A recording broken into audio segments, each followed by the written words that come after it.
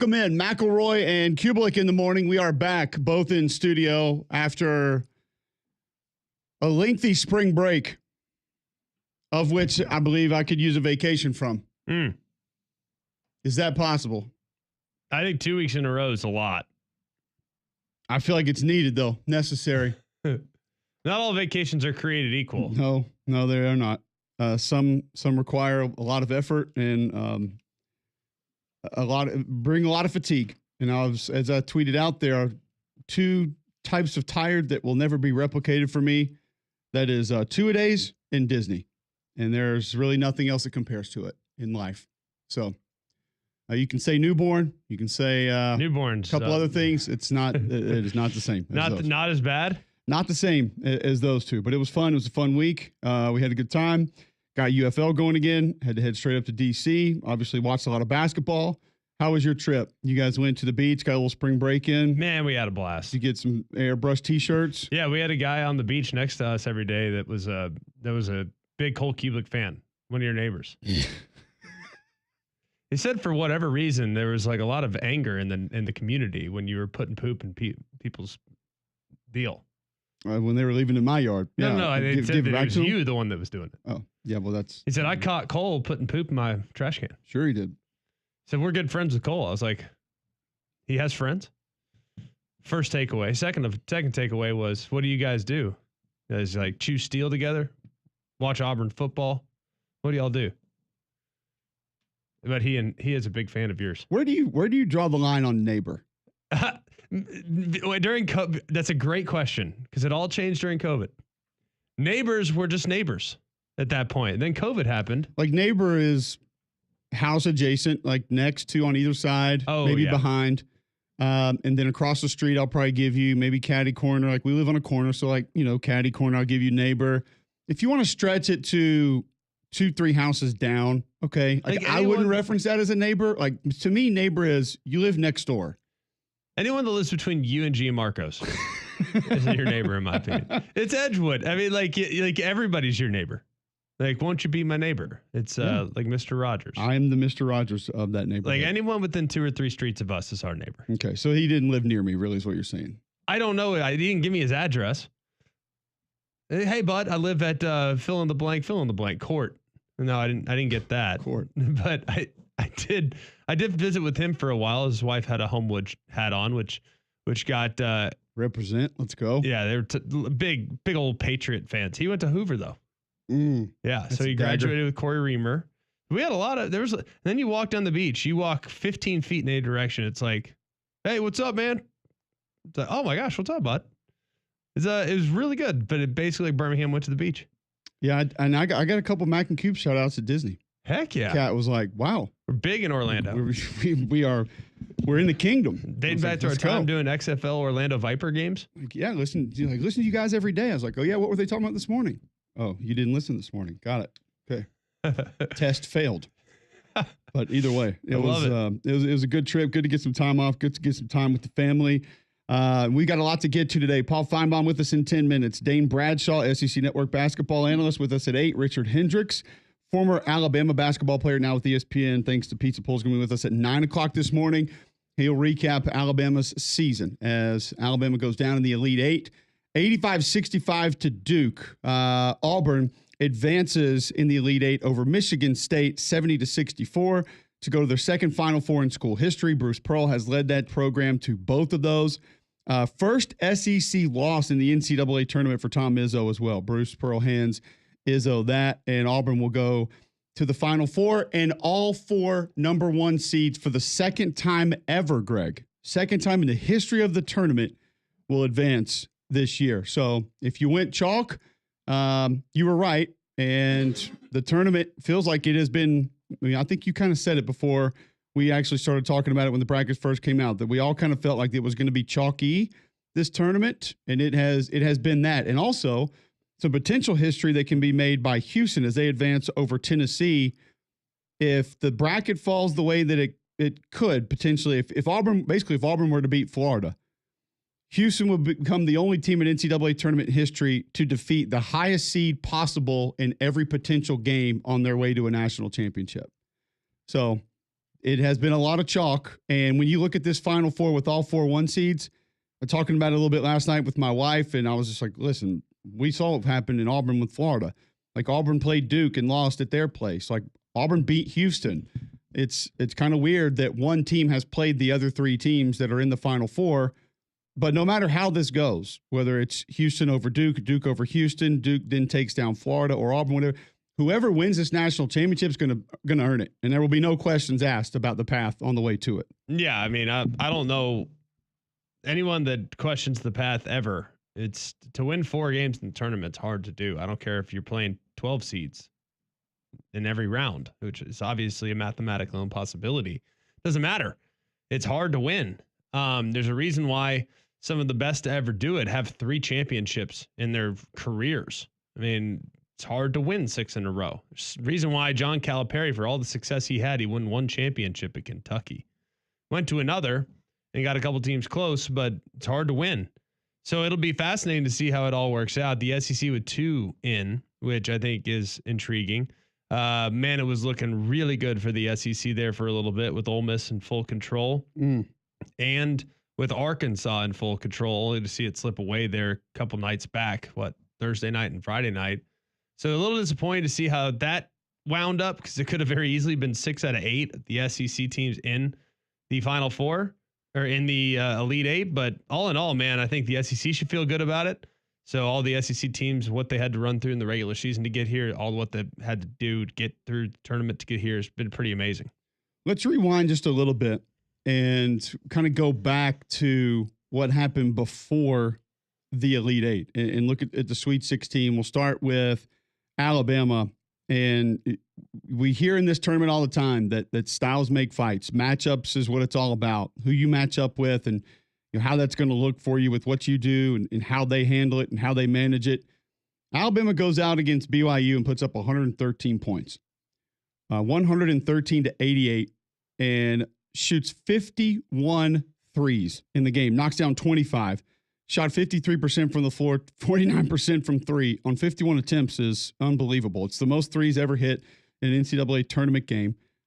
Multiple records set. Mark Sears goes 10 of 16 from behind the 3-point line, 34 points for him.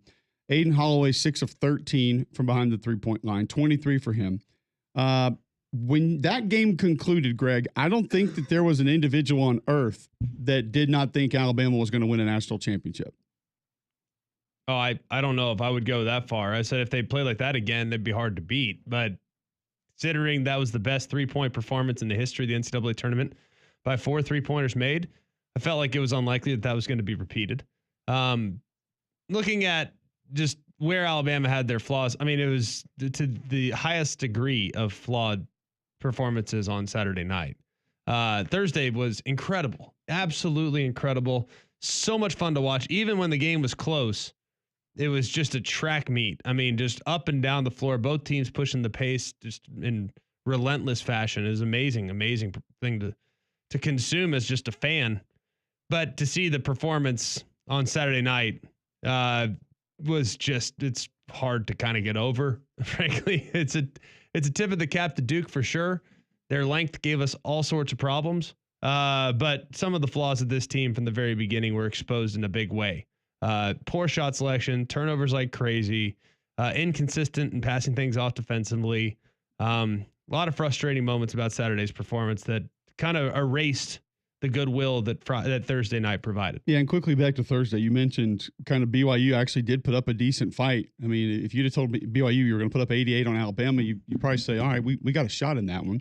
And it did feel like BYU continued to punch back. It's just that BYU was jabbing and Alabama was throwing haymakers, and both were landing.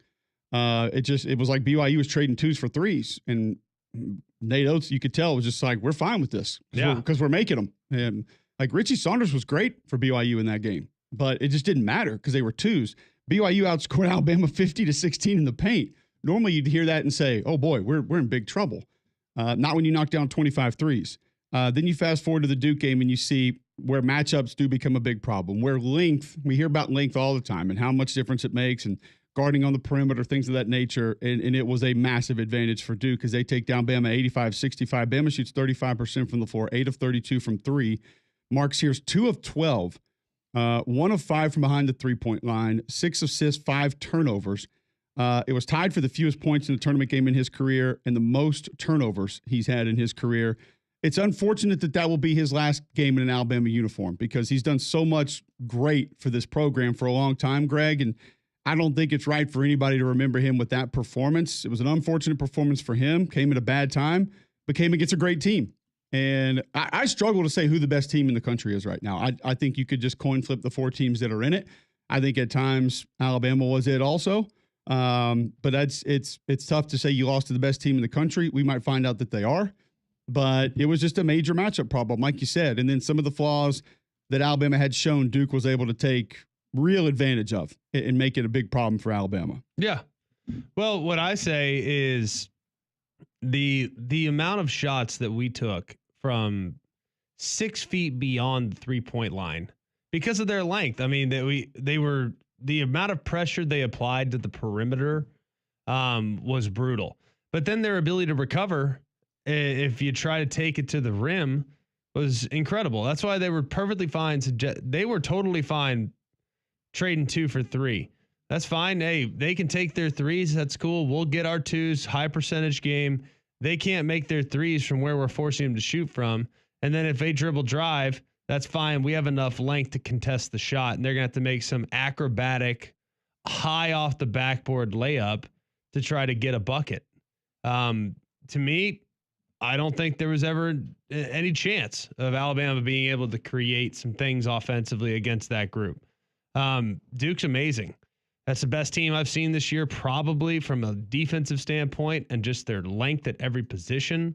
When one 6'6" guy goes out, a 6'8" guy comes in.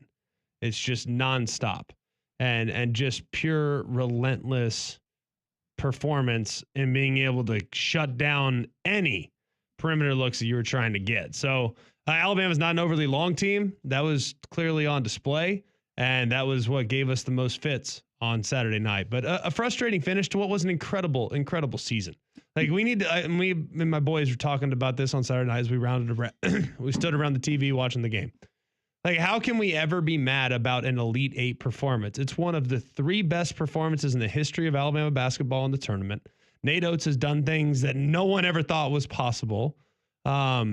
He's also made us care. It hurts a lot to at times watch your rival go and be better than you at any point. We're certainly not used to that very often. So it's frustrating that Auburn had a great year, but we need to look at it from the perspective that we should have as a university, not about what other people are doing. We need to look at ourselves, and we need to acknowledge that that was one of the best postseason performances that we've ever had. And it should be celebrated as opposed to feeling as disappointing as it did feel on Saturday night when the game came to a close. I'll go back to my early time when I was a student at Auburn. Your time you talked about as a student in Alabama and how these two programs are doing things that, Cliff Ellis had 2 years that were immaculate and fun and entertaining and great. But there are things that are happening with both these programs that you and I, as fans, alumni, students watching, we never thought were feasibly possible that are being done right now.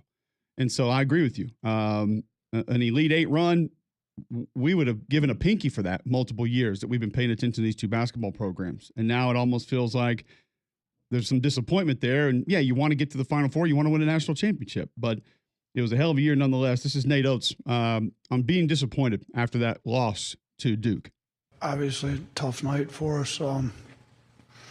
Duke obviously had a big part to do with that. They're a great team. They've got great players. Coaching staff did a good job getting them ready. Only one team's going to end up cutting the nets down in San Antonio. Won't be us this year. I told our guys we've raised this program to a level where the standard's really high. 99% of college basketball players would trade places with these guys with the year we had, but we're disappointed. We had bigger goals, and it's disappointing to go out like we went out. But, I thought our guys stayed together. They kept playing hard. Yeah, it's understandable to be disappointed there. And we will come back after Paul Finebaum, talk more about Auburn's win against Michigan State and Michigan, what they did over the last couple of days, and Bruce Pearl going back to the Final Four, Janai Broome status. There's a lot to get to around that. Before we go to break, though, and get to Paul, Conrad filling in for John Seabear today. You follow this program closely, Conrad. Just kind of your thoughts on Alabama's season in general, how you will remember it and how you will view it moving forward. Yeah, no, I mean, I agree with a lot of what Greg said. I mean, it is, a top 3 season in the history of your basketball program, so you can't be upset about that. And I think you can look at it and from that standpoint, no, it's not a disappointment. It was a remarkable season. It's incredibly difficult to go on a deep run in the NCAA tournament. But I do think that coming into the year, the reality is, Auburn is having the season that Alabama was supposed to have, and Alabama's having the season that Auburn was supposed to have. Because coming into the year, Alabama was a top 3 team in the country. Auburn was somewhere in the top 10 teams in the country. And, now here you are with one of them going to the Final Four, and it's not Alabama. And I do think the point about the fact that you care enough to where I'm not going to say it hurts as much as losing a football game if you're a fan necessarily, but to be at this point where you could be disappointed after losing the Elite Eight, I think that tells you everything you need to know about the job that Nados has done. So the program's in great shape. Just like y'all, I know I was a student later on, but as a student there under Avery Johnson, thinking about us going to a Final Four or even having that being a realistic possibility entering a season was pretty far-fetched. So I can't be too disappointed. Absolutely. And you need to know all that Game Day Men's Health can do for you. If you lack energy, you're getting poor sleep, feel on edge, could be the effects of low testosterone. Game Day Men's Health wants to help you. Here's what you do. Go to GameDayMen'sHealth.com right now. Sign up for a free consultation. With that, you're going to get a free PSA test, free testosterone test, find out exactly where your baseline health is. And then they're going to give you options of how they can help you. And if it's not testosterone replacement, maybe it's weight loss. They have multiple programs to help you there. Maybe peptides to help you with your injuries, to help you with how you're feeling every day, help you with your sleep, different things that they can also offer along those lines. Game Day Men's Health just wants to help you feel better, wants you to help you look better, wants you to help you be your best, and they can do that at GameDayMen'sHealth.com. Go sign up for that free consultation today. Tell them you heard about them right here on McElroy and Cubelic in the morning. You can save 10%. It's easy. GameDayMen'sHealth.com. That's GameDayMen'sHealth.com. We'll talk to Paul Finebaum about what this season means for Alabama basketball and what being in the Final Four again means for Bruce Pearl next on Mac and Cube in the morning.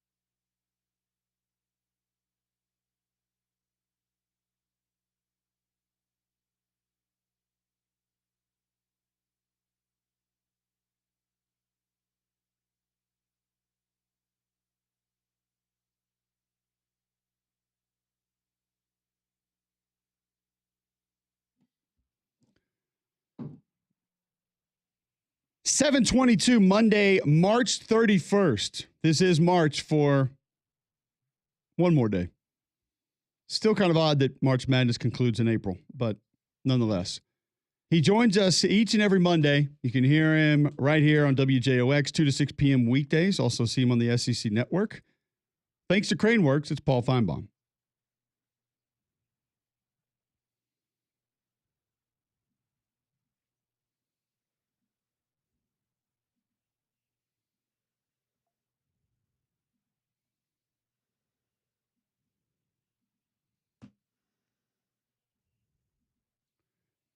Paul, always great to have you in on a Monday morning. What does this do for Bruce Pearl? I don't feel like he needs much for his legacy. You and I have had the conversation here on this show about how he's on the Mount Rushmore of Auburn athletic figures, period.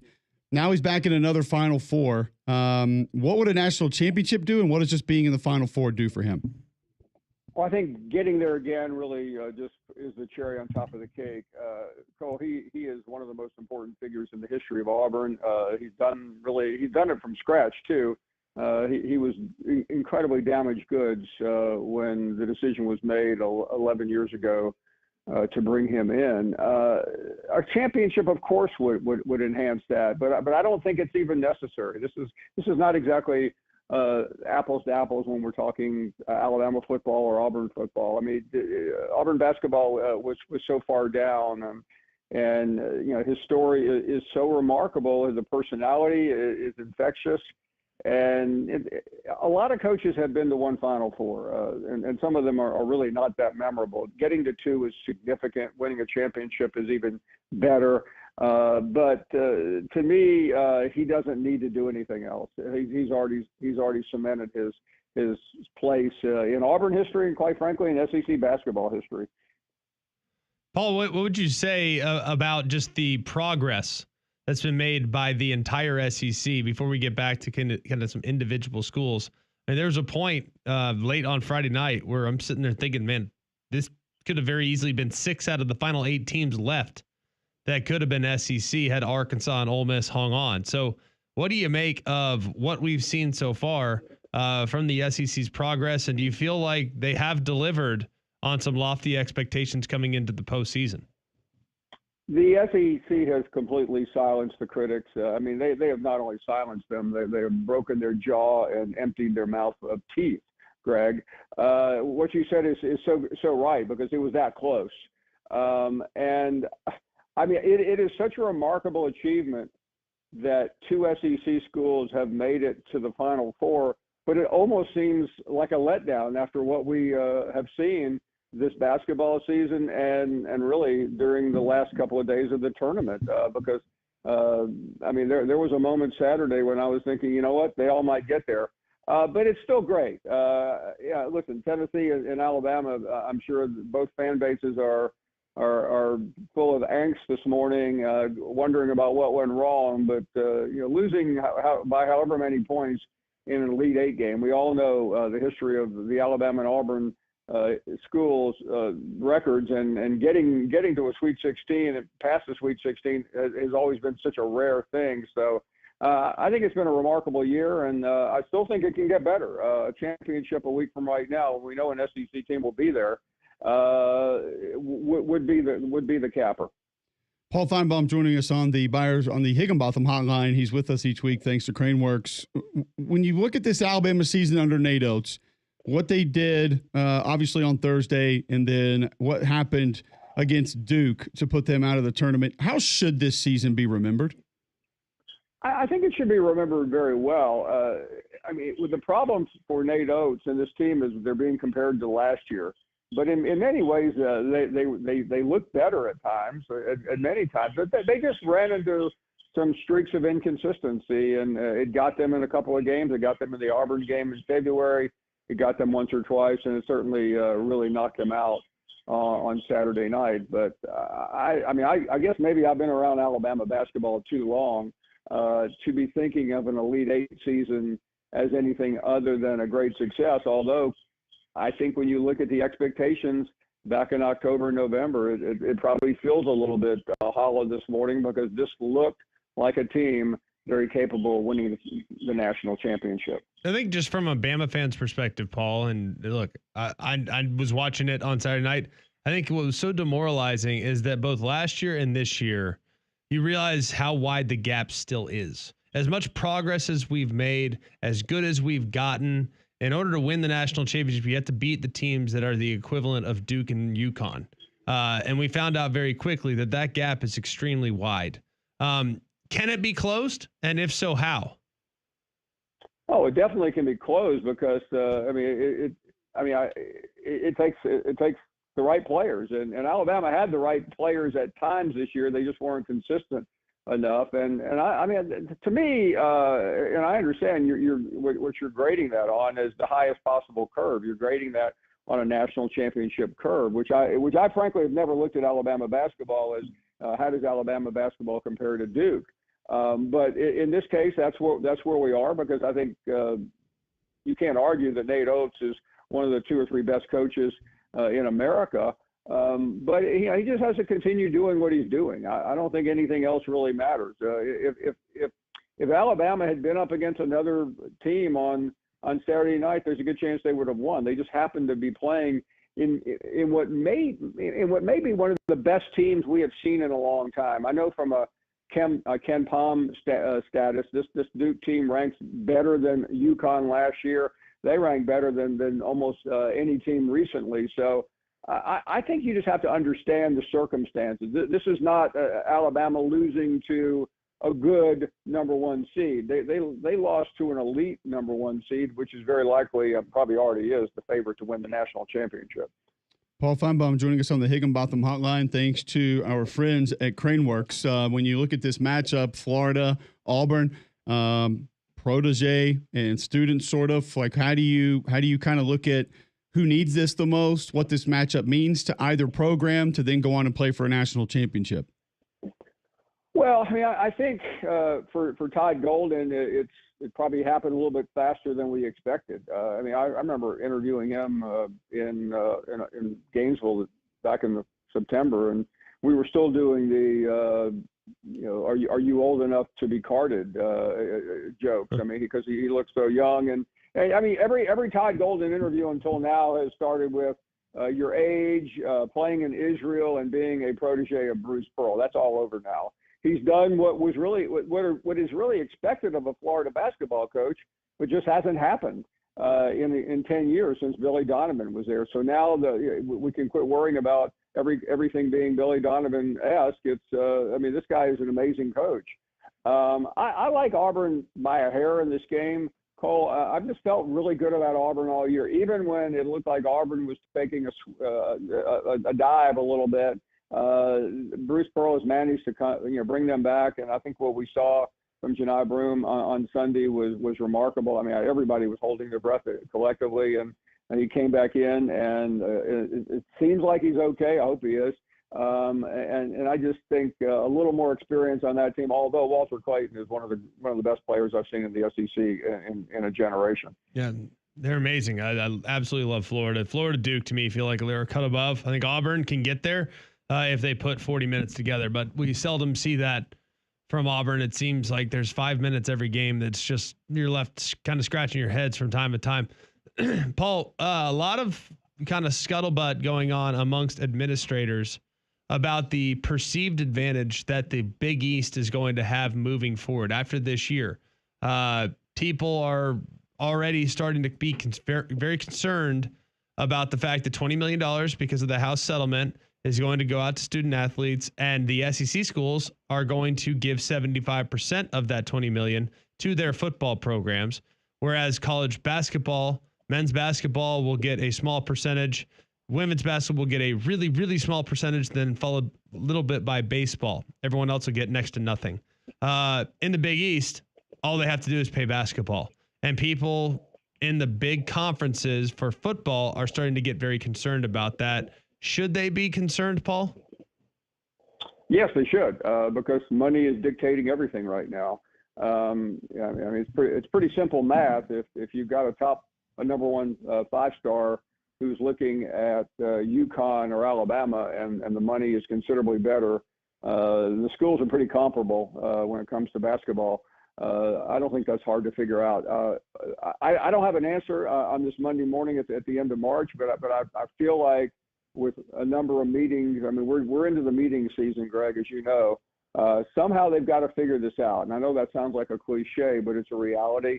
And I think the success of the league this year is going to incentivize the league to figure it out. And I'm giving you a very broad paintbrush here. I think they will get to it. It may be a little painful for a year until they get there, but I think they will. Paul, finally, I'll leave you with this. When you look at this SEC season in general, you kind of mentioned it a little bit earlier. Does it have to be a national championship for most people to say it was a success? I know I've said it, and a lot of people have said it, but I think the fact that the SEC has 2 in the Final Four, as Greg pointed out, 6 in the Final 8. I mean, there were so many possibilities that you can't be a follower of college basketball and not accept that the SEC has moved into the rarefied air that used to be owned by the ACC and really recently the Big East. So I don't think it's essential. I don't think if Florida or Auburn lose to Duke on Monday night about 6 points, people are going to say, what a failure. I mean, that is not going to happen. I think this season has given the SEC enough rocket fuel to stay up there in outer space among the elite. It would be nicer to have a championship because ultimately that's what we remember. But I think ultimately there was so much success. The fact that you had 4 SEC teams playing for a Final Four bid, I think is going to wash over that a little bit for the really smart basketball fans in this country. Paul, always great to have you. Look forward to catching up with you next week and previewing a national championship game that will contain a team from the Southeastern Conference. Can't wait. Thanks, Cole. Paul Finebaum joining us on the Higginbotham Hotline. He's with us every Monday. Thanks for our friends at Craneworks. Let's move to Auburn's win against Michigan State. Sprinkle in some of Auburn's win against Michigan, just basically Auburn winning against the state of Michigan. We'll discuss that next on McElroy and Cubelic in the morning.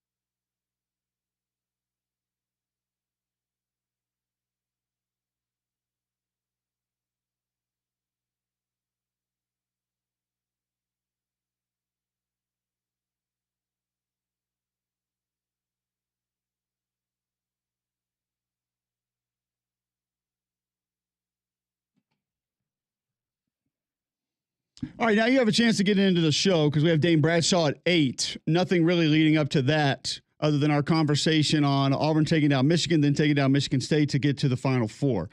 What does it mean for the program? What does it mean for Bruce Pearl? As I kind of stated there with Paul, Greg, I don't feel like I'm not sure there's anything Bruce can add that's going to change my opinion on what he means to Auburn athletics or Auburn basketball. You'd love to see him get a national championship. He'd love to have that on his resume.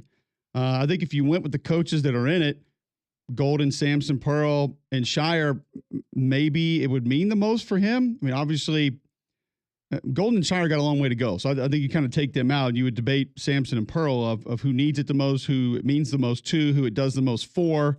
But if he can pull this off, it would be immaculate, in my opinion. And I think it would then place him as maybe the most important character in the history of Auburn athletics.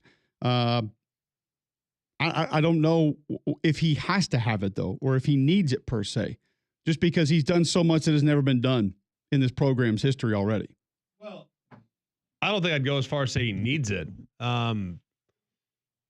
It'd be pretty cool, though. It'd be awesome. I mean, you just really think about Auburn. It's not like Auburn's, a regular figure when it comes to winning national championships in other sports. I mean, I know in equestrian, they win it like every year. But what other sports are they regularly competing for the national championship for? Just being honest. It's not a slight, just being honest for a minute here. So I think if he can do that, that'd be incredible. And to do it at a place that be like Night Oats winning in Alabama. There's been some history there, but never like at the top of the sport. You really think about it.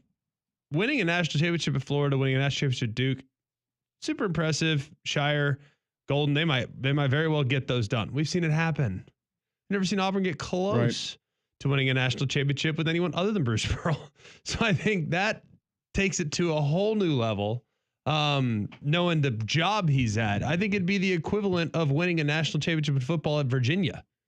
They've had some good years. They've had some good years, solid years, but not necessarily a team that when I think high level college football performance, I don't think the Virginia Cavaliers. Right. And I think traditionally, when I think high level performance from Auburn basketball, the great years are few and far between. I don't think there's any doubt. Incredible. So Auburn gets past Michigan first. And if we went back to that game, 78-65, it was not a great shooting performance for either team. They both shot 39% from the floor. Auburn a little bit better from behind the three-point line, 8 of 28. Auburn out rebounds Michigan, who played with 2 7-footers for a lot of the time. 48-33. They were huge, by the way. The whole team was massive. And just enormous. I was telling you during the break, and I feel like this needs to be said, and it needs to be celebrated to an extent, because we collectively as college basketball fans, as a society now in sports, like we complain about officiating and referees so much.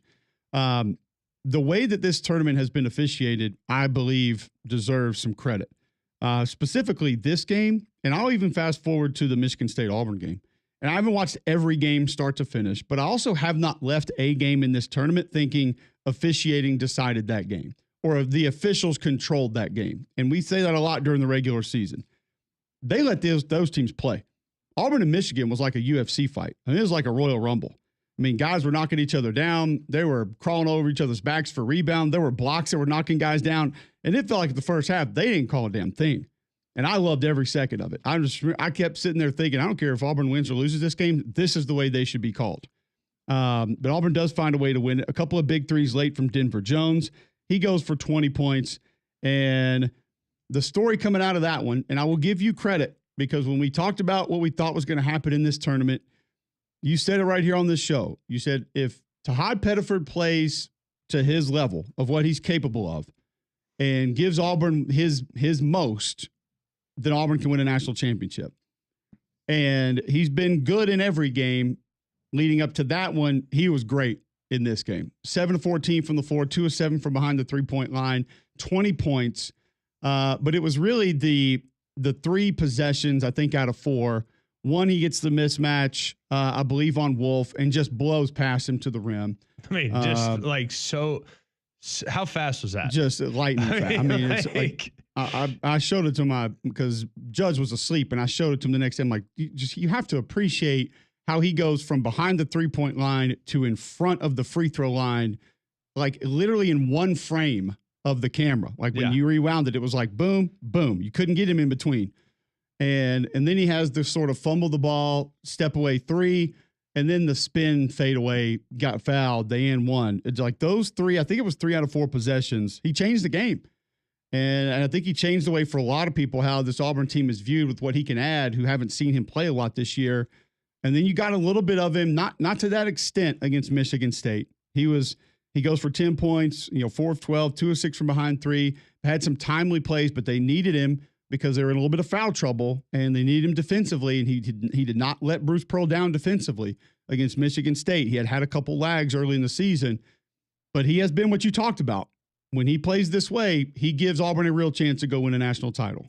I love that kid. I think he's amazing. He's awesome. I think he's absolutely amazing. I think he is their best player, their most important player. If you told me right now, if I had to pick between him and Janai Broome, I'd take him over Janai Broome every day of the week. I know Janai had a first half double-double. I get that. I know he's important. I know he's good. But that guy is just energy. He's unbelievable and is so fun to watch. He's so quick. He can beat you in so many different ways. And he's just an absolute nightmare. If they switch defensively, he's going to toast him. He just kills him. I think past that, Greg, is his demeanor. Yeah, he's a killer. I mean, he's a killer. I mean, Trey Donaldson gives him the like you're too small when he backs him up in the post, and you're just thinking, okay. And you had to know. I mean, Pettiford, like Justin Hoganson asked him about it after the game, and he kind of was like, yeah, I remembered it. And then he drops I think those were his last points scored in the game, right? And they were. But yeah, then he goes for the jugular after that. And it's just, right. But I'll go complete contrast here. And these are two different sports and two different positions, and I get it. But even when Pettiford has struggled or not been great, his body language has never shown it. Not one single time. Yeah. Go to Alex Magoo yesterday for the Stallions, and things weren't really going his way. Offensive line had some breakdowns. He had some breakdowns. He wasn't seeing things. He misread a lot of things in the run game, in the read game, RPO, run play, keeps, gives. But his body language told you that he was probably not going to be able to overcome that. I've never seen Tahad Pettiford's body language say he's not getting over this. Yeah. Like he's not going to get through this. Like this is going to be a problem for however much is left in the game. I thought that with Alex Magoo watching him from the sideline yesterday. I was like, this ain't going away. Like his body language was that bad. It never happens with Pettiford. And when he excels, it never gets over jubilated to the point of where you think, okay, he's too amped up. Like this is not going to be able to continue. Yeah. Like he's pretty even keeled. And like, that's the part of him that I think is just really special. 100%. It's incredible. Absolutely love everything about his game. Love the energy that he provides. I mean, he does have a bit of an instinct to him that just rises to the occasion. It's truly amazing. So Auburn moves on to the Final Four. Bruce Pearl, after that game against Michigan State, which we haven't spent a ton of time on, we will after the break, just on his return to the Final Four once again. I guess the first thought is there are 4 teams in the country that are left, and Auburn is one of them. And so we couldn't be happier. I want to congratulate Michigan State on an incredible year. We saw them in Maui, and they were good. But I don't know that when we saw them in Maui that you'd look at that team and say, hey, they're going to go 17-3 in the Big Ten. And they did. The Big Ten was good. And I thought Tom and I talked before the games, our teams kind of mirrored each other in many ways, the way we defended, how hard we play, the way we try to, dominate the backboard, so on and so forth. But I felt going in that we were better. I felt like I had better players, and I felt like we, and that's not a criticism at all. I told our guys right now, we haven't beaten a team yet that I thought was better than us. And that's why we're the overall number 1 seed. And now we're going to the Final Four where there are 4 1 seeds. And I think the 4 teams that are advanced, I think they're the 4 best teams in the country. That doesn't obviously always happen. So I'm going to ask Dane Bradshaw and Richard Hendricks both, because I don't know if you and I are necessarily qualified to answer this. We can give our opinion on it. If you were to rank these teams just from the roster talent, how would it go? 1, 2, 3, 4?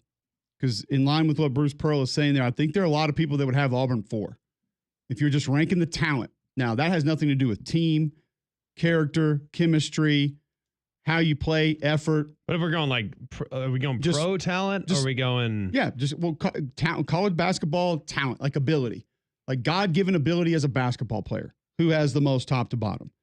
I think Auburn and Houston are definitely going to be 3 and 4. You can, however you want to go. I mean, Duke and Florida are 1 and 2. I don't think there's any question about it. Like, it's probably Duke 1. Yes. Florida is a close second, especially with how Walter Clayton Jr. has been playing in this tournament. And I mean, Houston this is like the 3rd or 4th year in a row that they're just a bunch of grown-ups. Like, they're the team you don't want to see in a back alley. But they shoot better this year than they have in the past. And I think Auburn is just kind of the epitome of team. Like, Broom's great. Pettiford can be great. But like, Denver Jones has a role. Obviously I think Dylan Cardwell, you could make a real argument. People aren't going to like this, I don't think. I think you can make an argument that Dylan Cardwell's been the MVP of this tournament. I'm not sure a lot of people push back. I really mean that. Just because of his minutes have been so needed at times. 1, because of foul trouble, 2, because of injuries, and how he has responded. And people will go look at his stat lines and they'll say, he had like 2 points or he had no points. It's like, that doesn't matter. It's the minutes that you had to have him in the game, protect the rim, add some physicality, and he was able to do that, and then made a couple big plays at big points in time, specifically against Michigan. I think you could argue he's been the MVP of this tournament, but from a talent perspective, Bruce might be right that there could be 3 teams that are better than them in the Final Four, but that doesn't necessarily mean they're 3 better basketball teams, and it's all going to depend on how you play that night. We've all wondered: is it pros that win championships, or is it team? Is it veterans? Is it guards? We've all wondered what the recipe is, and I think this Final Four could help us understand that a little better. We'll talk about it a little bit on the other side. You'll have to wait for that, but one thing you never have to wait for, Greg, is your dental care. That's because Family Dental has you taken care of. The urgent care office, you can be seen the same day. In several locations to make it easy on you. They're in Hoover, Fultondale, Homewood, Alabaster, and now open in Trussville.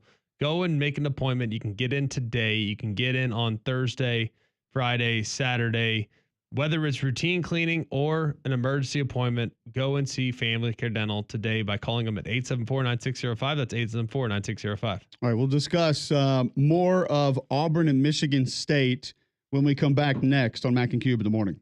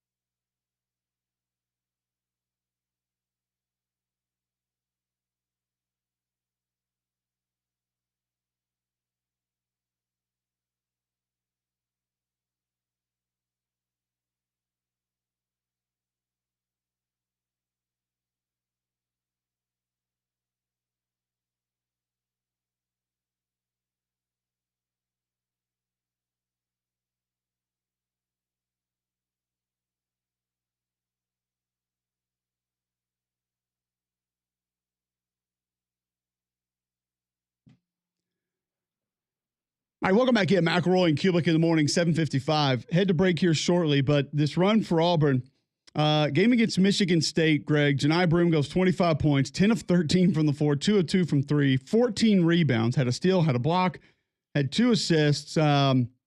Obviously goes out with the elbow injury. It was kind of scary.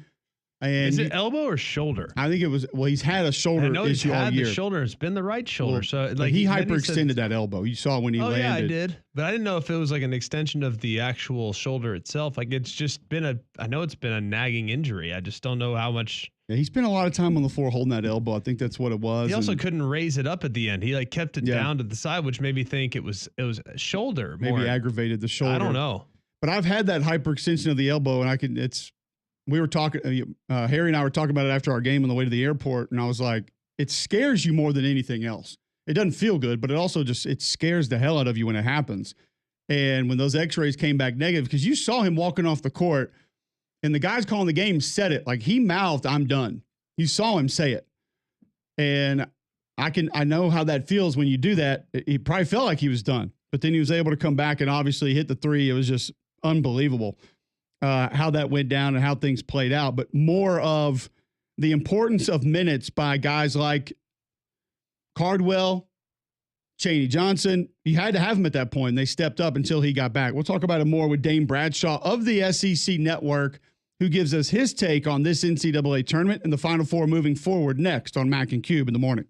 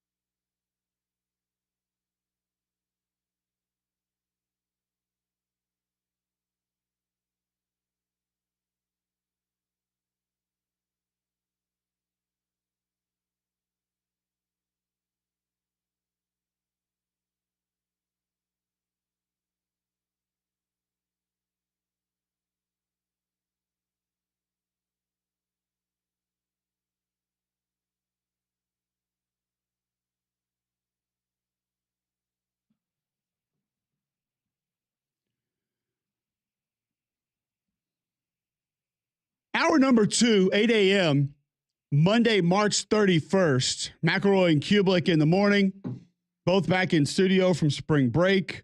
Conrad Van Order helping us out on production. Today is John Saber on vacation.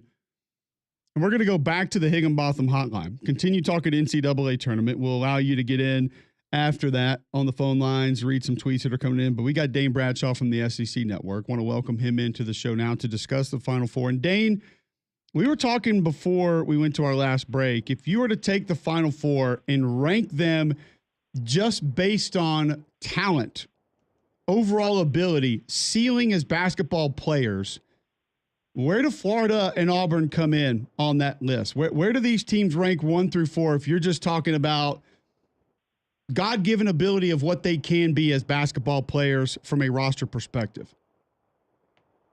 Well, great question. I guess I somewhat lean towards Duke at the top of that because of just how, I guess if you take away the top player flag from each, or take away the top player from each team and go with the rest. But I go Duke and then probably Florida, followed by Auburn, and then followed by Houston. And so they're right in the mix. I just don't think there's a huge separation. And you know, of course, you want the best player on the best team, or best player on the court to be on your team. I think that's Cooper Flagg right now, but it's not as if those other teams, and of course with Janai Broome at Auburn, don't have something to try to offset that. I think Duke is, as everybody has known now, much more than a one-man show. Defensively, they're locked in, smart team that's just gotten better and better all season long. When you look at Houston, I know that they're on the other side of the bracket from Auburn, so most of our audience is more concerned with the matchup between them and Florida. But I feel like Houston's the team I know the least about by a mile in this Final Four. I feel like I've watched Duke a ton. I've obviously seen Florida and Auburn for months and months and months on end. But how is Houston as dominant as they look? I mean, that team, they looked incredible the other day against Tennessee. And granted, I know some of that was about Tennessee, but I think a lot of it had to do with Houston as well. Help us understand how that went down. Yeah, I've not covered Houston, and I haven't called one of their games, but unfortunately, I got a pretty good look at them yesterday. We got the kids up from Chattanooga and drove up to Indianapolis and caught that game yesterday. So one of those where it was on Saturday morning. We had a cup of coffee. Tickets got a little more affordable after Kentucky, Purdue were out. We loaded up the car, and so we got a pretty good view of just how dominant Houston was. Look, defensively, they are absolutely incredible. They're so physical. They bust through screens. They'll switch if they need to, but there's just nobody that you just go at and say, hey, we're going to try to get a mismatch when this guy's guarding the ball or whatever it might be. But typically when you have a defensive-minded team like that, they don't shoot it that well, or they're not great on offense. This is a top 20 offense, and they, you know, they're number one in the country three-point percentage. They don't rely on the three, but they can make the three. And so when you get down against a team like this, you're like, all right, we're gonna make them shoot a bunch of threes, and that's what Tennessee tried to do. They scrambled and they were trying to trap, and Houston just made shot after shot. And every time Tennessee tried to get it close, the timeliness of their three-point shots and the confidence and the togetherness and culture. I've loved some of the things Kelvin Sampson's talked about. I'll mess up his quote, but it was something to the effect of, you know, if you live in the transfer portal, you can build a team, but you can't build a program. And I believe they only have 2 transfers on their team. And so the culture and program that can be overused at times is there, and it's evident with the Houston Cougars. How do you combat what they do defensively? When you're looking at this Duke team, and then if they were to knock off Duke, let's just say Florida or Auburn, how is Houston's defense attackable? And Auburn's done it, obviously, this year, knocked Houston off. But based on where they are now as opposed to at any other point in time in the season, where do you go at them? I think you've got to be able to get some inside touches, just some traditional back-to-the-basket post plays, the way Auburn has a Janai Broome. The way Duke can post up Flag, but they've got other bigs as well. I thought going back to Tennessee, that's kind of where their Achilles heel reared its ugly head because they didn't have a traditional back-to-the-back stick guy that you just say, all right, we're not going to just hoist a bunch of threes and try to beat them from mid-range and three. We got to be able to dump the ball in down low. And why I say that is there's some teams that you can get your paint touches on. You can get your shots at the rim without having a post-up guy because you got guards that can get by their defender and they're crafty and whatever it might be. We see it with Alabama when it's Mark Sears or whatever it might be. But Houston, you're just not going to get that opening off the bounce as often as you'd like. So you got to be able to dump the ball in down low. Even if you can get it low and miss, it's going to create an inside rebound opportunity and just try to get some of those tough buckets. Because truth is, I mean, you really, if you can score 66, 68 points, you can win that game. But can you get there is the question. And so that's a big part of it. As well as just having that big guy down low or a couple of them that you trust to make a decent decision with a jump hook or whatever it might be. I feel like some people have soured on Florida a bit. I think they're being prisoner of the moment. I know they weren't exactly dominant for 40 minutes in the game the other night, but I've seen that team be dominant plenty times this year to not be overly concerned. How would you assess where Florida is right now and how vulnerable they may be? Yeah, well, they've got a ton of confidence, and they don't waver. And the fact that they can make those shots in the clutch that they did tells you a lot about them. And they've been battle tested. And look, is it fair to say, yeah, they're beatable? Yeah, everybody in the tournament's beatable. I mean, we've seen Florida lose to Georgia earlier this season. We saw them get smacked on the road in Knoxville. But bottom line is, they got some legit guards. They've got some great bigs, and they got depth at each of those. And that's a huge separator is the fact that, hey, you might have one or two guys not have their best night, but then those other guys behind them or alongside them do. And I think it gives them that balance. And they've got, I think they've got ice in their veins. You saw it with Clayton. Houck has gone from sort of a reserve player to a pro in the same season. I mean, rarely do you see that. This guy is, he was seldom talked about. And now I don't look at the draft boards all the time, but trust me, he's climbing those. Dane Bradshaw of the SEC Network, former Tennessee Vol, joining us on the Higginbotham Hotline. Let's focus in on Bruce Pearl's team, what he has and what needs to happen, not just against Florida, but against either Duke or Houston and win a national championship.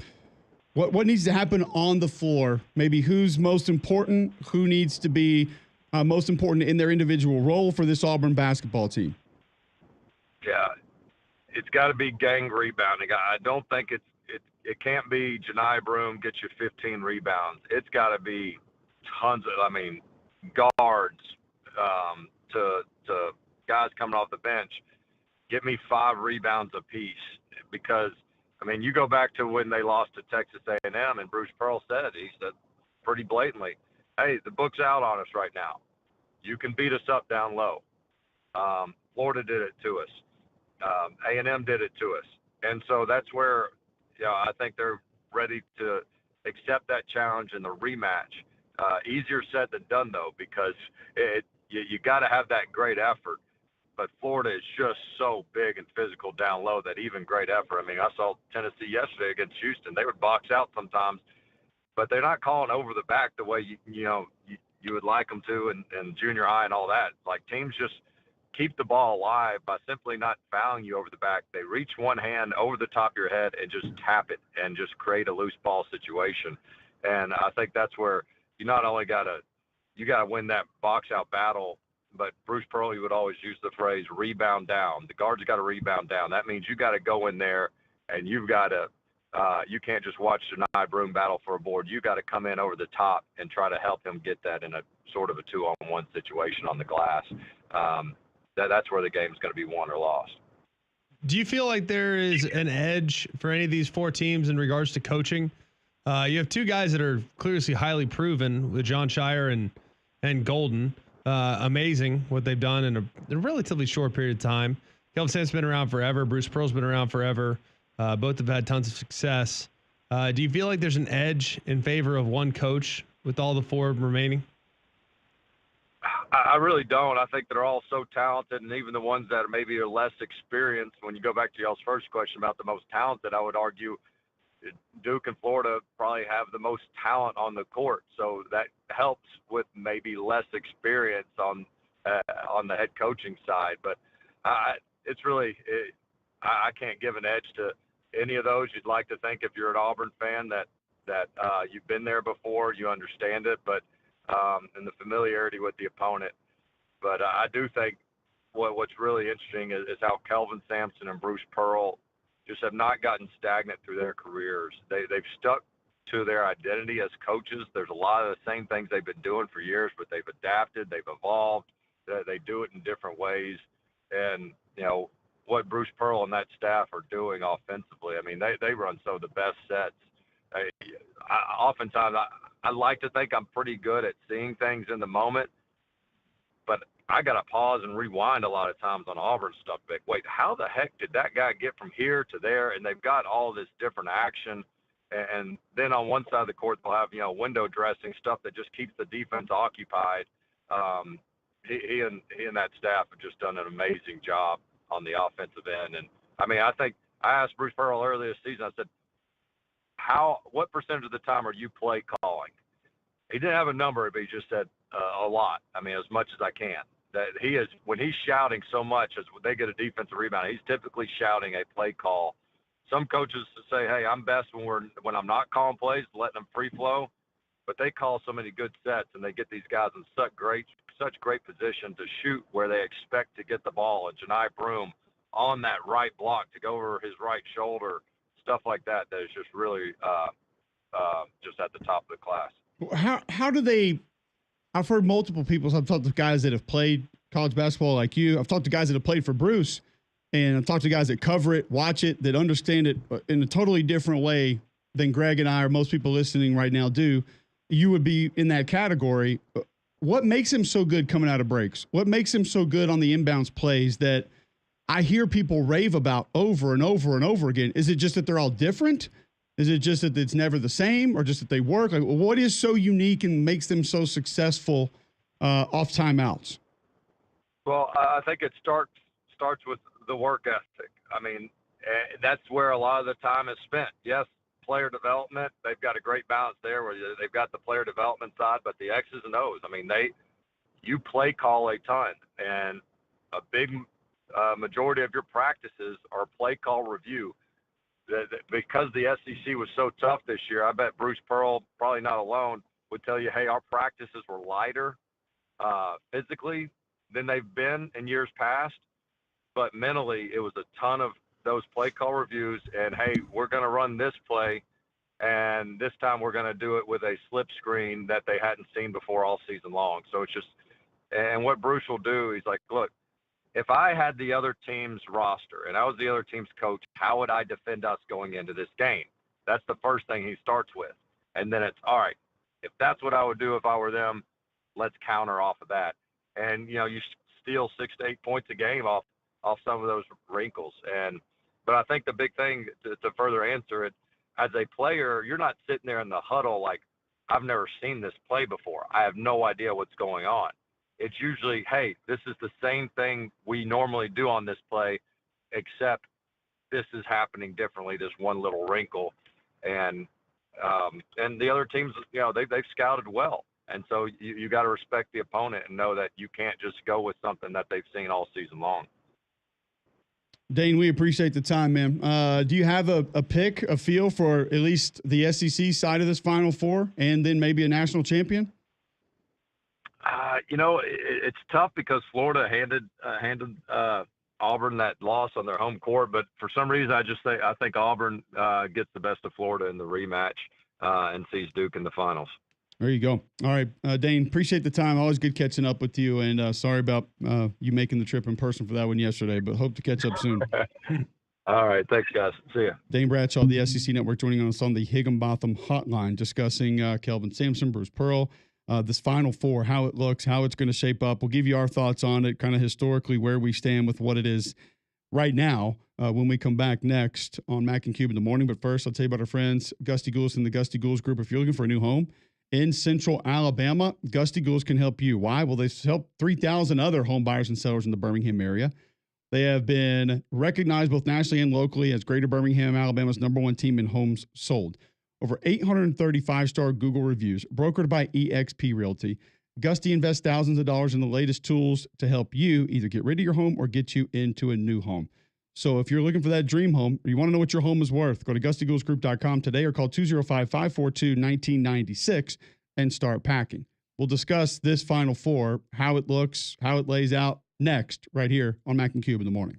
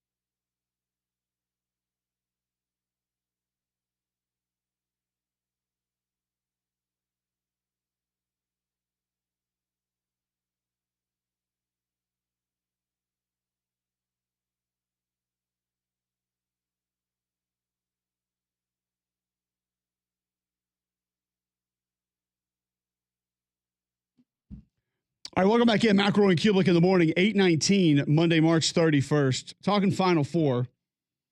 When you just look at it on the surface, how do you view it? 800-239-9569, 800-239-WJOX. You can text into the show, 205-834-9450. Tweet in at Mac and Cube. Also, go back to what we asked earlier in the show.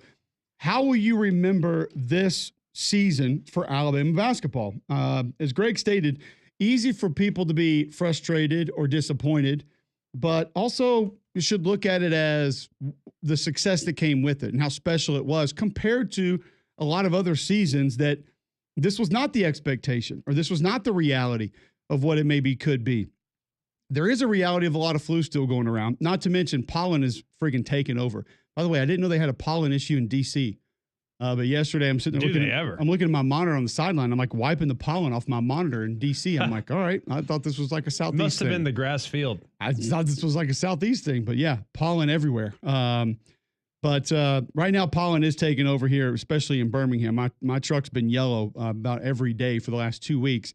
Make your home healthier with Trane's Clean Effects Home Air Cleaner. Removes up to 99.9% of airborne particles, including those that cause virus, 100 times more effective than standard air filters, 8 times more effective than HEPA room filters. Find a dealer near you at Trane.com.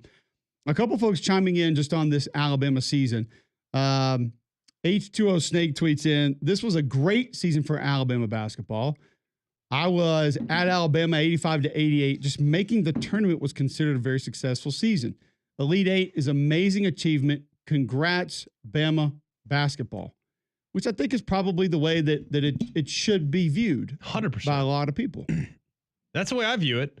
I'm never, ever, ever going to forget where we came from when it comes to basketball. Like, we would not be in the situation if not for Nate Oates. We would not be in the situation not for Greg Byrne to make a commitment to basketball. We have a lot of people that support the institution that have made significant contributions to basketball that would never have happened 5 or 6 years ago, because anything that got in the way of football was considered, ridiculous. Now there's a lot of the contributing faction of the alumni group that are as fulfilled seeing the basketball team have success as the football team. And that was never the case. I think that's a wonderful thing. It makes us more well-rounded. It makes us more appealing to kids from out of state. There's just many kids coming down from New York, New Jersey to go to school at Alabama that love basketball as much, if not more, than football. So I think it's tremendous. And I think just the more and more resources that we continue to put into it, the better they're going to continue to get. If you were to tell me, hey, you're going to make it to the Elite Eight and lose to Duke every year of my college existence, I'd feel pretty good about it. You're going to tell me that 3 years in a row you make it to the Sweet 16, I feel pretty dang good about it, including 1 year in which they were number 1 overall seed and lost a team that made it to the championship. And this year, who knows what having to do? They might go on to win the whole thing. And last year, we lost the eventual champion. Like, it's okay. I'm great with it. So I'm thrilled that the team is competitive, and I'm cautiously optimistic that they'll just continue to roll along. 800-239-9569. You want to share your thoughts on just kind of how you will remember this Alabama basketball season. Greg Skipworth tweets in, I've never seen a Bama run basketball in my 62 years than what I've witnessed the last 5. No shame in reaching Elite Eight in spite of what some Bama casuals may say. Jolly tweets in, no shade at Bama, but watching the Final Four teams, pretty impressive performances. That Thursday night game for Bama is one you kind of bite your tongue. Awesome in the moment, hard to replicate. I'm hoping the Final Four games live up to the build-up slugfests. I don't think there'll be a lack of physicality in either of these two games. All 4 teams rely on size and physicality to a large extent of why they've had their success. But it is one that I think you should look at and say, okay, Thursday night, maybe not, able to be repeated very easily, Greg, but you still went out and did that. And you did it in a big moment. You did it in a big game. And it did propel you to the next level. And you caught another team that wasn't a great matchup for you. It just wasn't. Not a great matchup for anybody. No, I don't think anybody you're going to look at and say, oh, they got a big advantage against Duke. Like that's not going to be a real thing. I mean, literally outside of I don't know. They might be able to handle Oklahoma City. Like, I really don't know. I mean, I think that Duke team is crazy special. And they have crazy length. They have the ultimate distributor. The guy is so good in every possible avenue of the game in Cooper Flagg. The guy can protect the rim and knock down threes from the logo. I mean, it's just ridiculous. And he's smooth. Oh my gosh, he's so smooth. Everything that Cooper Flagg does, it just looks so effortless. By the way, I didn't know this, and I paid a little bit of attention to like the McDonald's All-American team, and this goes back to like a couple rounds. Like Derek Queen from Maryland had that game winner at the end of the game. The travel? Was it called? Does it matter? Yeah, because if it wasn't called, it wasn't a travel. Still traveled. Okay. Derek Queen was great in the tournament. Freshman from Maryland, right? Yeah, monster. Liam McNeely, who's a really good player on UConn's team this year. Liam McNeely, Cooper Flagg, and Derek Queen were on the same high school basketball team. Who'd they play for? They played at IMG, right? I don't know if it was IMG. I don't think it was IMG. It wasn't? Oh. No, I don't think it was. By the way, I saw like They ain't trying to get they ain't trying to the see Mountain Brook. IMG like middle school basketball team was in the DC airport yesterday. Really? They were all in front of me ordering food after the game. And I'm just like, we have a middle school basketball team in DC that is from Tampa that's in DC playing games during. Yeah. Okay. What? Just makes perfect sense, right? Yeah. Hope they did their algebra. Oh, we went to Montverde Academy. That's where they played? Yeah. Yep. Is that like Lower Meridian? Like what? I don't know what is. And the only reason I know Lower Meridian is because Kobe played there. Yeah, no, it's in Florida. It's powerhouse school. It's in Florida? Yeah, it's in Florida. Yeah. They basically move everybody in. Well, based on what you just shared. Well, yeah, I didn't think those guys grew up playing on the playground together. No, Cooper Flag's from Maine. So traveled a long ways for that high school diploma. Yeah. But I mean, can you imagine those three on the same high school team? Like you walk out there and like all of a sudden they're playing like Bradenton High and you're like over there like, okay, there's 3 NBA guys. Good luck, guys. You walk out for tip and Derek Queen's there and Cooper Flag's the one that's going to receive the tip. Like after he tips it over to him, like good luck, guys. I didn't realize those three were on the same team. It's pretty ridiculous. So sounds like some rain outside. Can y'all hear that? Yeah, through the microphone. Yeah. It's hidden. It's there. We knew some storms were coming through, so be weather aware for the rest of the day. We will continue discussing the NCAA tournament, this Alabama season, and more next on Mac and Cube in the morning.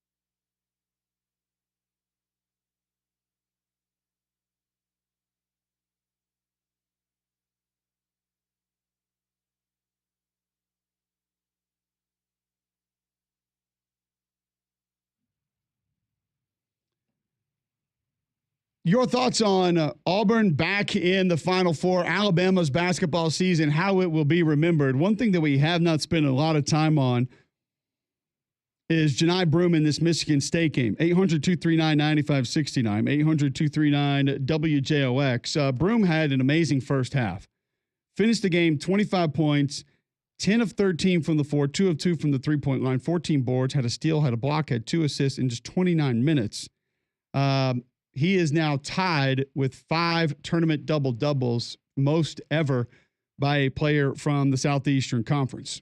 That has not been done by many individuals. Janai Broome is now on that list. Would you like to take a guess of another player on that list potentially? Anthony Davis. He is not on that list. Boogie Cousins. Not on that list.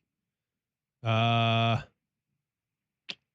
O'Neal is on that list. That's a good one. Dan Issel is on that list. Jeff Moore is on that list. Oh. And that is it.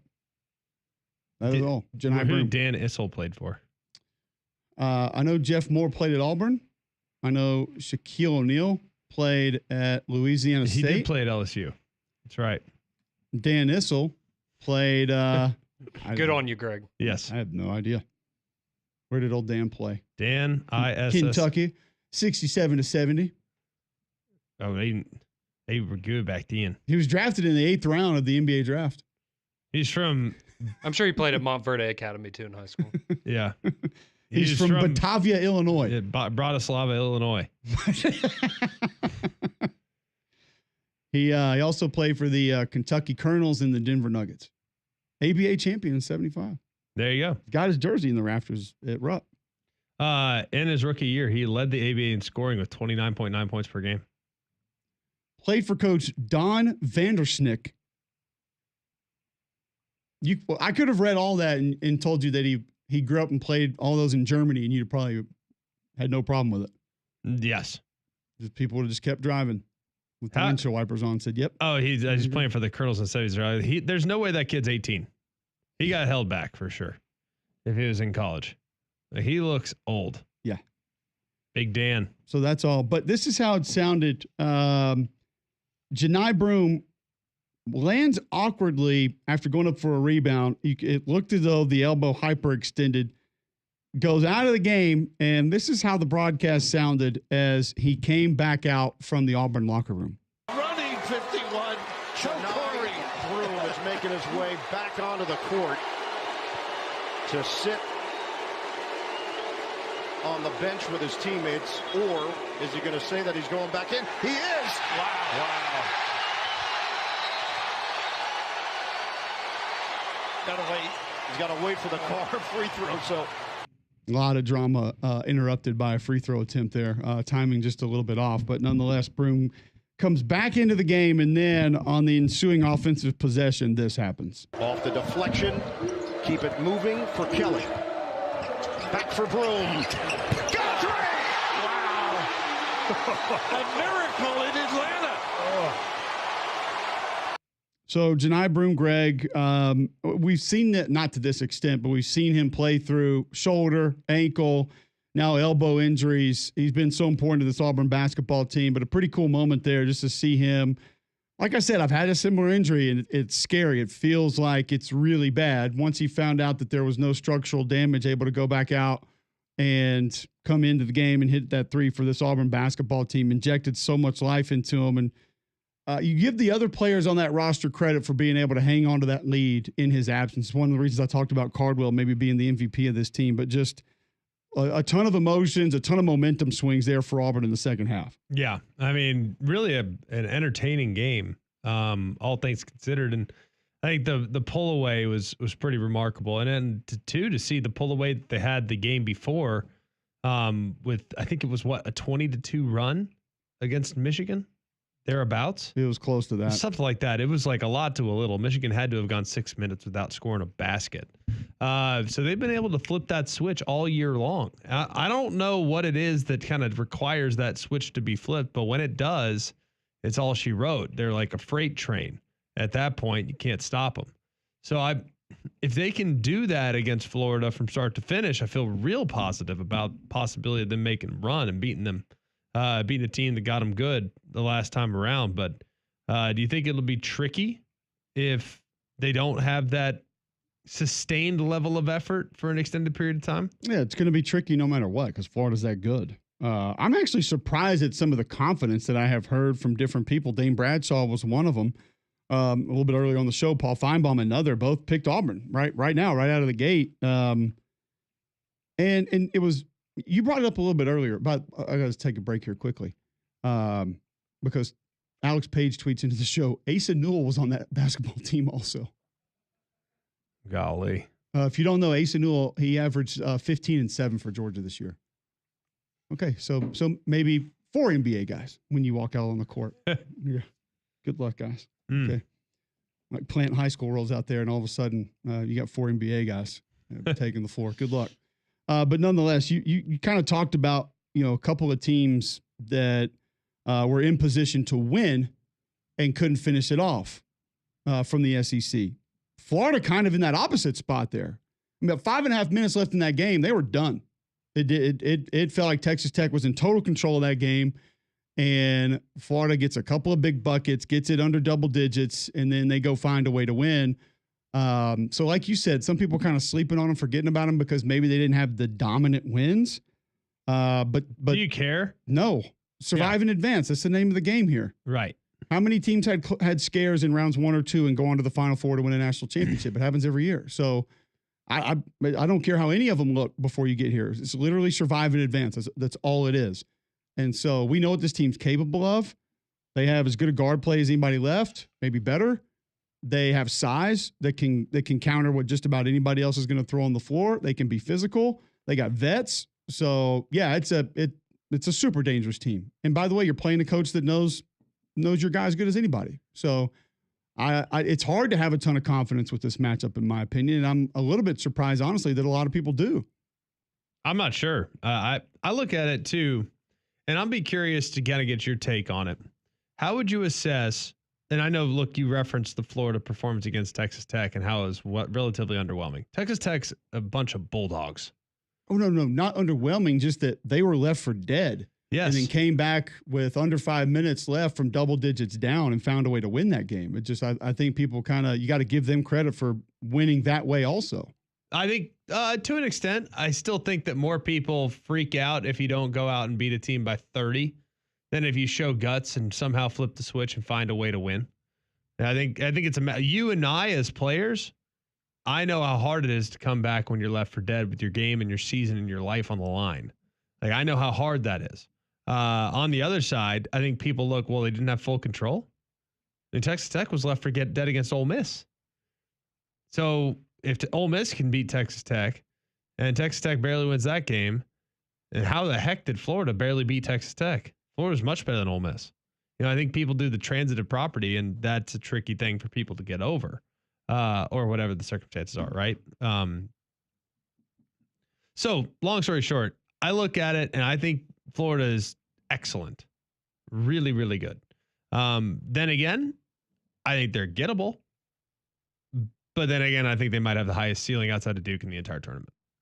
But if Florida plays Houston, which is basically a better version of Texas Tech, I might lean Houston. I don't know if that's a great matchup for Florida. If like we said with Dane Bradshaw, Houston's not going to be a good matchup for anybody. No. You're just going to have to score because they don't score as well as everybody else, but they do hit shots at a better rate than they have with some other Kelvin Sampson teams that have been built a similar way. So I don't.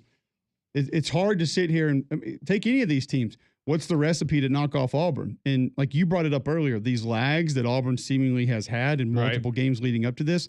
So you're going into the game hoping that there's a stretch that they don't play well. Like that's not a recipe to go in and find a way to beat a team. Yeah. Like what's your recipe against Florida? Like who's matching up with Florida's guard play? I mean, it doesn't really feel like that's. If it's point for point, I mean, Tahad Pettiford could play with them, but good. I don't know if it's like well-rounded. But you don't go in feeling super confident that like you have a massive advantage there. No, I don't think anybody looks at that. I mean, and then what if Condon gets going inside? I mean, that's you got to find a way to deal with that. Like what's the recipe against Duke? Like who from a length perspective matches up with them? Nobody. And so each one of these teams is going to be a problem. That's why it's only the second time ever we've seen 4 1 seeds in the Final Four.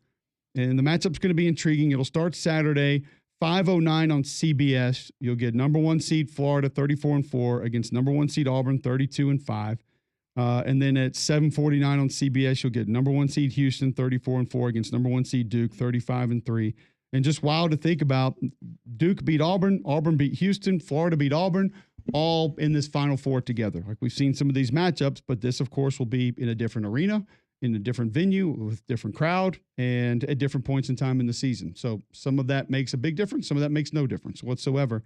It should be an entertaining Final Four. I think that there's absolutely no doubt about that. And the health of Janai Broome, of course, is going to be critical. We'll talk more Final Four with Richard Hendricks at 9 o'clock when he joins the show, thanks to Pizza Pulls. But when we come back, there was a little bit of football over the weekend, and I want to discuss some of that, get to that just a little bit. We will move on to some spring football. But if you're looking to move out of your house, Greg, who should you call? That'd be Crocker Moving Search, a local company owned by an Iraq War veteran, Eric Crocker. Crocker believes in hiring moves you can trust, complete full background checks, and run drug tests on every single employee. These are good guys. You can trust them in your home. They did your whole home packed and moved. Company headquarters moved across country, or you just want them to come rearrange your living room. These guys got you covered. They also do deliveries for furniture that you've purchased and need to get to your home. So call or visit them online today for a free quote. The website is crockermovingservices.com. It's crockermovingservices.com. Support your veterans by choosing Crocker Moving Service for your next move. All right, we'll talk a little spring football next on Mac and Cube in the morning.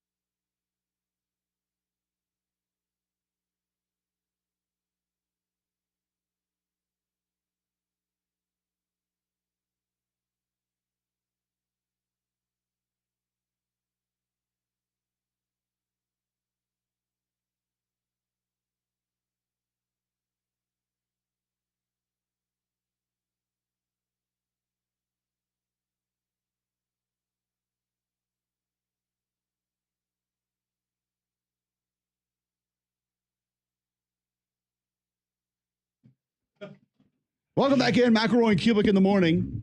Monday, March 31st, 8:46 a.m. The UFL kicked off over the weekend. It did not start out in a very competitive manner as Michigan knocks down Memphis 26-12. Pretty cool for Michigan as Samson Nakua catches 2 balls for 35 yards and Kai Nakua gets an 80-yard pick 6 in the game. St. Louis dominates Houston 31-6, 460 yards for the Battlehawks. Manny Wilkins 17-22, 189, added 43 rushing yards, 2 rushing touchdowns. He looked really good for the Battlehawks. Arlington dominates San Antonio. I don't know who's in charge of the Arlington run game, but they have added some real creativity to it with some of the things that they're doing and how they're pulling and how they're reading some things. A lot of same side counter for Arlington. I watched the film on the plane last night. They ran 31 times, 183 yards, rushed for 4 touchdowns as they dominate the Brahmas 33-9. And then the game that I was a part of yesterday, the Stallions go down to the Defenders 18-11. So they'll start 0-1. Alex Magoo gets to start at quarterback. He goes 10 of 23 for 89 yards. He was 0 for 8 with a pick in the second half. He did add 8 carries for 84 yards rushing. My one wager that I was asked for the game was over 24.5 rushing yards for Alex Magoo. Did he hit it? He had 84 yards rushing. Yeah, but how many sacks in the second half? They're like the NFL. They don't. The sacks don't count against the rushing yards. Bogus. How many sacks though? They gave up 8 sacks. But once I found out that it was treated the same as the NFL, I was like, I'm going to take the over on the rush. I like the play. But I was watching the sacks like, good God, can we please at least get a little bit of? I know it's week 1. A couple of those were offensive line breakdowns. A couple, but there were also a couple where that ball needed to be out. Yeah, I'm not saying it wasn't. And there were also a couple of run back and forth. Like, how in the hell are you not throwing the ball away? How many sacks? 8. Okay, that's on the line. Could have been 12 or 13 maybe. How'd you only get sacked 8 times? Well, because I got rid of it on 3 that should have been. That ties the UFL record, by the way, which Birmingham set against Memphis 2 years ago. Tate Crowder had 11 tackles for the Stallions. Stephen Gilmore had 9 tackles, 3 pass breakups. That's one thing Birmingham did a really good job of, was batting the ball down yesterday. They had 11 pass breakups in the game. And you and I have talked about that before, how like usually you'll see a bunch of them and then you go look at the box score and it's like 2 pass breakups. But they knocked down like 6 balls at the line of scrimmage. They did an excellent job taking away some of the RPOs yesterday from DC. And DC gets Abram Smith back, who wasn't much of a problem, but Jordan Teamu was. And those slants on the RPO were deadly, and Birmingham couldn't stop them. It wasn't a great day offensively for DC either, really. And the weird part about this, and I brought this up in a break to our crew, kind of middle of the fourth quarter, I was like, guys, this is a 1-point game.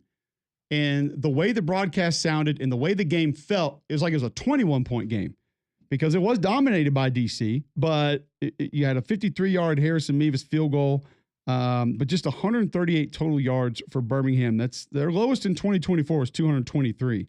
Teamu went 17 of 37, 211 yards, had 1 touchdown, 1 pick, but a pretty efficient day overall for him. The 1 interception he had was by a defensive lineman. That was Carlos Davis. But it's like we talked a little bit earlier in the show, Greg, like when that body language from the quarterback position starts to get bad, and I will just say this.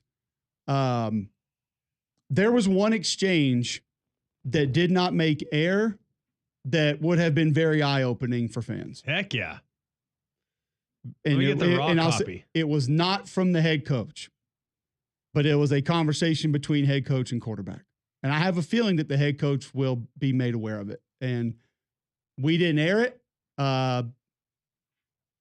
It probably could have been, but it was a lot.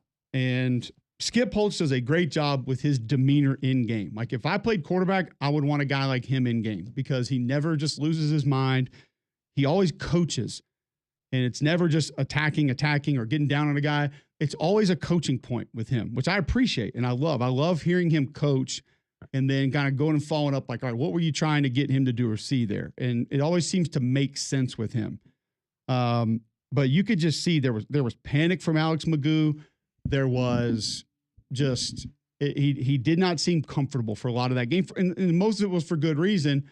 But then you also, like we talked about earlier in the show, Greg, when that body language gets to that point, you start wondering, all right, even if a couple things go his way, is he going to be able to keep it there for the rest of the game? Because he just didn't feel like he was going to be able to find it. Well, I do wonder. Look, I know Magoo always offers the element of the run, being able to extend plays, maybe early in the year. Maybe that's something that is a huge premium because the offensive line is yet to be solidified, and we've had some turnover at that position. It's been a little bit tricky because offensive line's not going to get enough reps because camp's not long enough. It's like there's a million different reasons why you would probably prefer to have a mobile option at the quarterback spot at this point of the season. But is he going to be the best for the long-term health of the organization? I don't know the answer to that. I know Matt Corral's on the roster. I know Matt Corral's really talented. So I just wonder. And also has some mobility, which is why I was surprised that enough. I'll say that enough he has escapability, which is why I was surprised that we didn't see him. He's also small. And I do not want Matt Corral being subjected. If my goal is to win the UFL this year, exposing my quarterback to a lot of contact in an 8-sack performance is concerning. Like Matt Corral is 190 pounds soaking wet, maybe. I know he's listed at 210 or whatever, but I've known the kid for 10 years now, it feels like. He's not a big guy.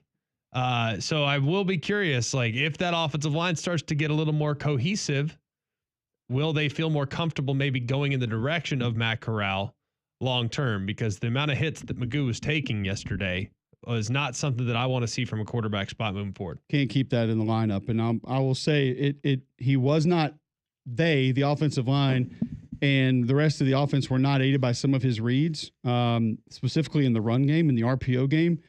There were multiple replays that were showed, and Roddy Jones did a great job of showing it to the viewer of if you hand this ball off, it's 15, 20 yards. And there were a couple, if you keep this ball, it's 15, 20 yards. And there's a comfort level that comes with that. I mean, you can speak to it from a quarterback's perspective of actually doing it in game and having that feel with your running backs or your offensive line or the system, whatever that is. And, the guy's been playing receiver the last, year and a half. I mean, Green Bay moved him to wide receiver. So he's got that juice. I mean, they're not going to give you a shot at wide receiver if you can't go a little bit, but also took away some reps at quarterback, even though he told me he was still the emergency quarterback there. So he didn't completely give up on it. But I'll say this, I was very surprised we did not see Matt Corral late in that game, because Matt Corral has always been great of being put in for a play, a series, a second half. Like, he doesn't care. He's going to be the same guy no matter what. Like, his demeanor doesn't really change a whole lot. And I was surprised that they didn't at least give him a go, because it didn't look like Alex's mobility was great on that last drive. And that seemed to be the only offense that they could consistently find. I mean, the Ricky Person fumble early hurt, but they weren't going to have that run game going anyway. Yeah. The DC front seven was solid. And when Greg Williams decides to attack, like I do, he ain't going to hold back. Like, it's going to be just that tidal wave is going to keep coming. And that's what DC did yesterday. And it was kind of rough to see some of the struggles offensively, because that group's been so good for so many years. Yeah, I would not be super concerned, though, long term. DC and the aggressiveness of their group is not if I think that my hopes are going to reside on Matt Corral's shoulders moving forward, I would imagine, just knowing the skill set of both, having seen both play, I think Matt Corral is the better player. I've thought that. Then again, it's a different league. It's not the NFL. If I need an NFL starting quarterback, I would take Matt Corral. I don't think Magoo is that guy. Let me lay this out to you this way. This is the way Skip laid it out to us. And these weren't his exact words. Yeah. That it was very close, but essentially Matt Corral is a risk taker. And like, he gave us an example of a throw in practice where, coach came up and said, "Hey, man, you can't make that throw." Yeah. And Matt would turn and look at him and said, "I just completed it." And Skip's kind of like, "Okay, I get it, but like it's more the decision that I was referencing." He's like, "Yeah, but I completed it. Like, I did make the throw." So Skip, not being a jerk to him, but he's just like, "But I made the throw." So Skip is coming from the corner of Cole Cubelic, who doesn't like guys that take chances, a la Garrett Nussmeier, Matt Corral. I like guys that execute the difficult throw. If you pull it off again. I do like a quarterback that gets rid of the football. Yes. Also helpful. I've been told that helps.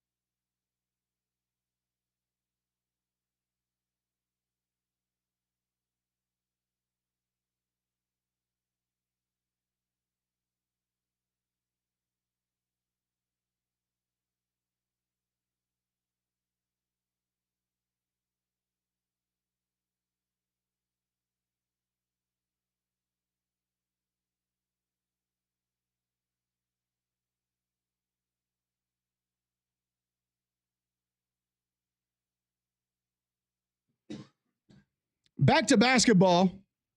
As the Final Four is set, 9 a.m. right here on Jocks 94.5. You can watch us live on YouTube. Search Jocks 945.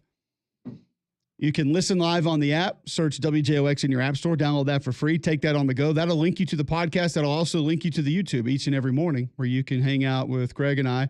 And every Monday morning, thanks to our friends at Pizza Pulls over there at Fanatics Live. If you're looking to get back into the hobby, looking to get into card breaks, whether it's basketball, football, baseball, Disney, Pokemon, Fanatics Live has got it, and Pizza Pulls is where you need to go. They even have the new Live Golf cards that are out, Greg. You could be a part of those. I know you'd be pumped about those. Team Rattlesnake, or what do they have? What are their team names? Bomb Squad. Team Range Goats. That is actually one of them. You're right. Range, not ranch goats, by the way. I think Hot Shots. Range goats, not ranch goats. Golly, they're dumb names. Goats with ranch on them might be good, might not. Yeah. I don't know, anything with ranch. Well, ranch is the goat. Pretty good. There you go. Absolutely. One of the goats of calling college basketball games already, I believe, is Richard Hendricks, former Alabama great, who joins us now on the Higginbotham hotline, thanks to our friends at Pizza Pulls that you can find at Fanatics Live. Richard, let's just go back, start with Alabama. To have the kind of performance you did on Thursday and then come back and have the kind of performance you did against Duke, it's tough for some Alabama fans to swallow. Why? How would you make sense of just how they look so different in those two games? Well, I think anytime you make 25 threes, I think obviously it's going to be much more difficult when it comes to trying to see if you can duplicate that performance again. But listen, I mean, you're playing two different teams. You're playing a Duke squad that has great positional size. I thought they had a really good game plan and maybe a little bit of questionable game plan defensively for Alabama, what they were able to do with switching defenses off the ball and drop coverage and all of those things, and Duke was able to take advantage of it. But that was a much different game. But I think as a fan, you probably have to expect that it's going to be a challenge for you to be able to shoot lights out on back-to-back nights. What do you make of the game plan against Duke? And I know Duke put a ton of pressure on the perimeter. It felt like it was really irritating, Richard, to be honest with you, to see us just pull it up from 8 feet beyond the arc. I mean, we felt like we shot it from the logo 10 times, or at least logo depth to about 10 times. And they made 1 or 2, but I mean, it's not a high percentage shot. And it felt like it was over and over and over again. They were having to settle for that shot. So what do you make of the plan? And was that purely about how Duke was defending, or was that what they wanted to attack them with going into the game? Well, you know, at this point in the season, I think you can't really change who you are offensively. Alabama, obviously, you have the confidence from the previous game. They're going to continue to shoot those deep threes and try to play with pace. It's hard to make that type of adjustment, particularly in an Elite Eight game when you have to come right back after 1 day off of rest. I think that Duke's positional size made it very, very difficult on how Alabama was able to get shots at the rim. Malawach being 7'2", he put a lid on things coming into the basket. He didn't have a lot of blocks, but he changed and deterred drivers from getting into the paint. But you also got to look at, after the first media, they stopped hedging and showing on the pick and roll, and they started switching things. They got out of that drop coverage. But from a scheme standpoint, I think that Alabama, from the defensive side, playing deep in the drop, allowing good guards like Knipple to get downhill, turning the corner, that allowed them to create in the paint and finish over the top of those shot blockers. And then the off-ball switching. Alabama was taken advantage of several times on backdoor cuts and miscommunications. I think they might have been better off if you just played a base, solid defense of man-to-man and being higher on the pick-and-roll defense to not let Duke get into the paint.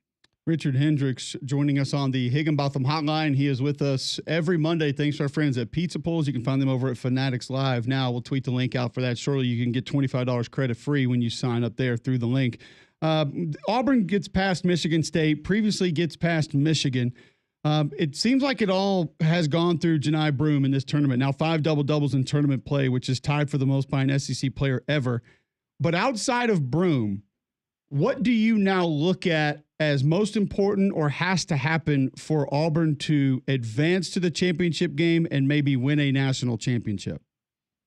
Well, in national championship and Final Four play, you have to have guards to step up big. I'll always say it.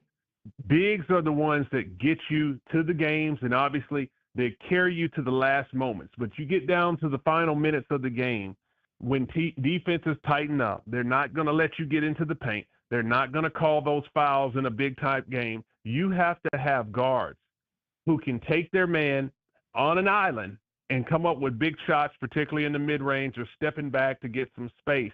You saw some big shots by Auburn in the last game. Baker Mazzara hit a timely three that they need, and he has a knack for that. He's been doing that his entire career, to hit some timely threes. Pettiford is the same way. He comes down and feels very confident in those moments. But you know, you're talking about in their upcoming matchup. This is playing against a team that they have played against before. Florida beat them in the last time out. They're going to have to play very connected from the opening tip. But I do think, you know, when you have that type of response of intense where they played previously, then you know that Bruce Pearl is going to have his team motivated. He's a master motivator, but this is going to have to be a collective effort. You can't just rely on Broom to carry you home. How do you think the matchup will go with Auburn and Florida? We know Florida has gotten the better of them earlier in the season. They shot the lights out that day. It was really incredible. So how do you think this thing's going to kind of shake out? Well, I do think that even though in the tournament that Florida is not playing the dominant style of basketball that they did in SEC play, and Auburn at the same time is starting to turn the corner. They were struggling a little bit going into the NCAA tournament, that they've started to pick it up. But I just look at the guard play. Walter Clayton, Elijah Martin, Will Richard, what those three guys can do. I mean, you were able to see how Clayton was able to take over the Texas Tech game in the clutch. He's going to have to continue to be big time, which he has been the entire season, first team All-American. But this is going to be a chess match. And what I mean by that is, when you have a game plan or a script that you come out with, you have to have a secondary script prepared that if you feel like the game is not going in your favor, you got to be willing to make the switch quickly. We touched on the Alabama game where Alabama was able to get behind. And also you look at Tennessee was able to get behind in their game early on. You have to be able to live with what you're going to do on the secondary action and make those tough decisions. It's a coach's game. You got 4 great coaches in this Final Four, and they got to get it done right now. Richard Hendricks joining us on the Higginbotham Hotline. Thanks to Pizza Pulse. Is there a team that you feel like has a matchup advantage versus both that they will potentially face? So Duke against Houston, and then and/or Auburn, Florida, or let's just say Florida against Auburn and/or Duke, Houston. Like, is there a team that you feel like has a matchup issue with whoever they face, an advantage, I guess, moving forward? Well, I think Duke and their positional size and the way that they are playing right now, I mean, they have the ability to switch and still with Cooper Flagg as a wing player, have some rim protection. You know, that's huge. When you can put a 7-foot guy on the perimeter, he can stay in front of a guy and make him shoot a tough shot over the top, and you still have wings and other players who can protect the rim, then defense is something that travels. But also, when you talk about defense, you got to look at Houston. Attitude is everything, and this team has an attitude that they have a DNA in them, that they want to lock you down, and they're starting to hit big-time shots now in the tournament. This is what you want to see. The Final Four, all the top seeds, playing high-level basketball, really good coaches. It's going to be a lot of fun to watch. You don't want to count anybody out. Just like in 2008, my last year in college, I think when Memphis and Kansas got there, that was not the two teams that people expected. So anything can happen when you have all one seeds. If all 4 teams play their very best in both the next 2 games, who's going to win the championship?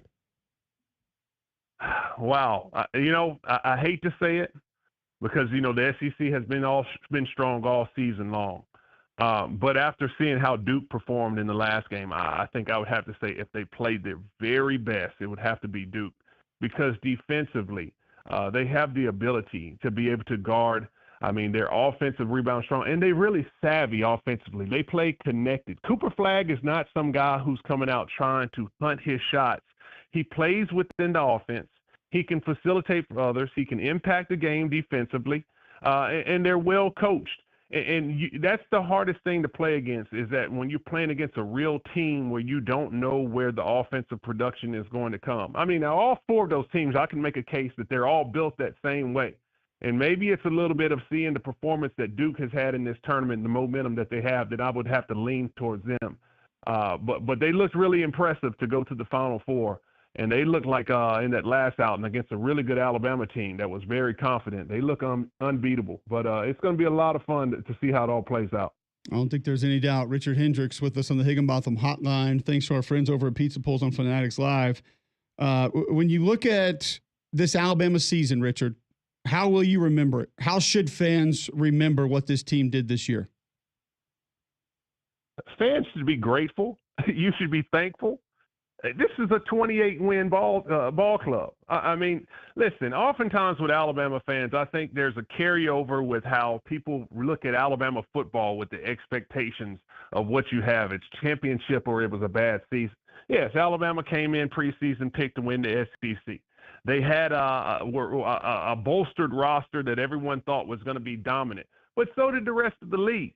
And at the same time, you had Latrell Wright, who had some injuries. Darion Reed was out significant amount of time throughout the season.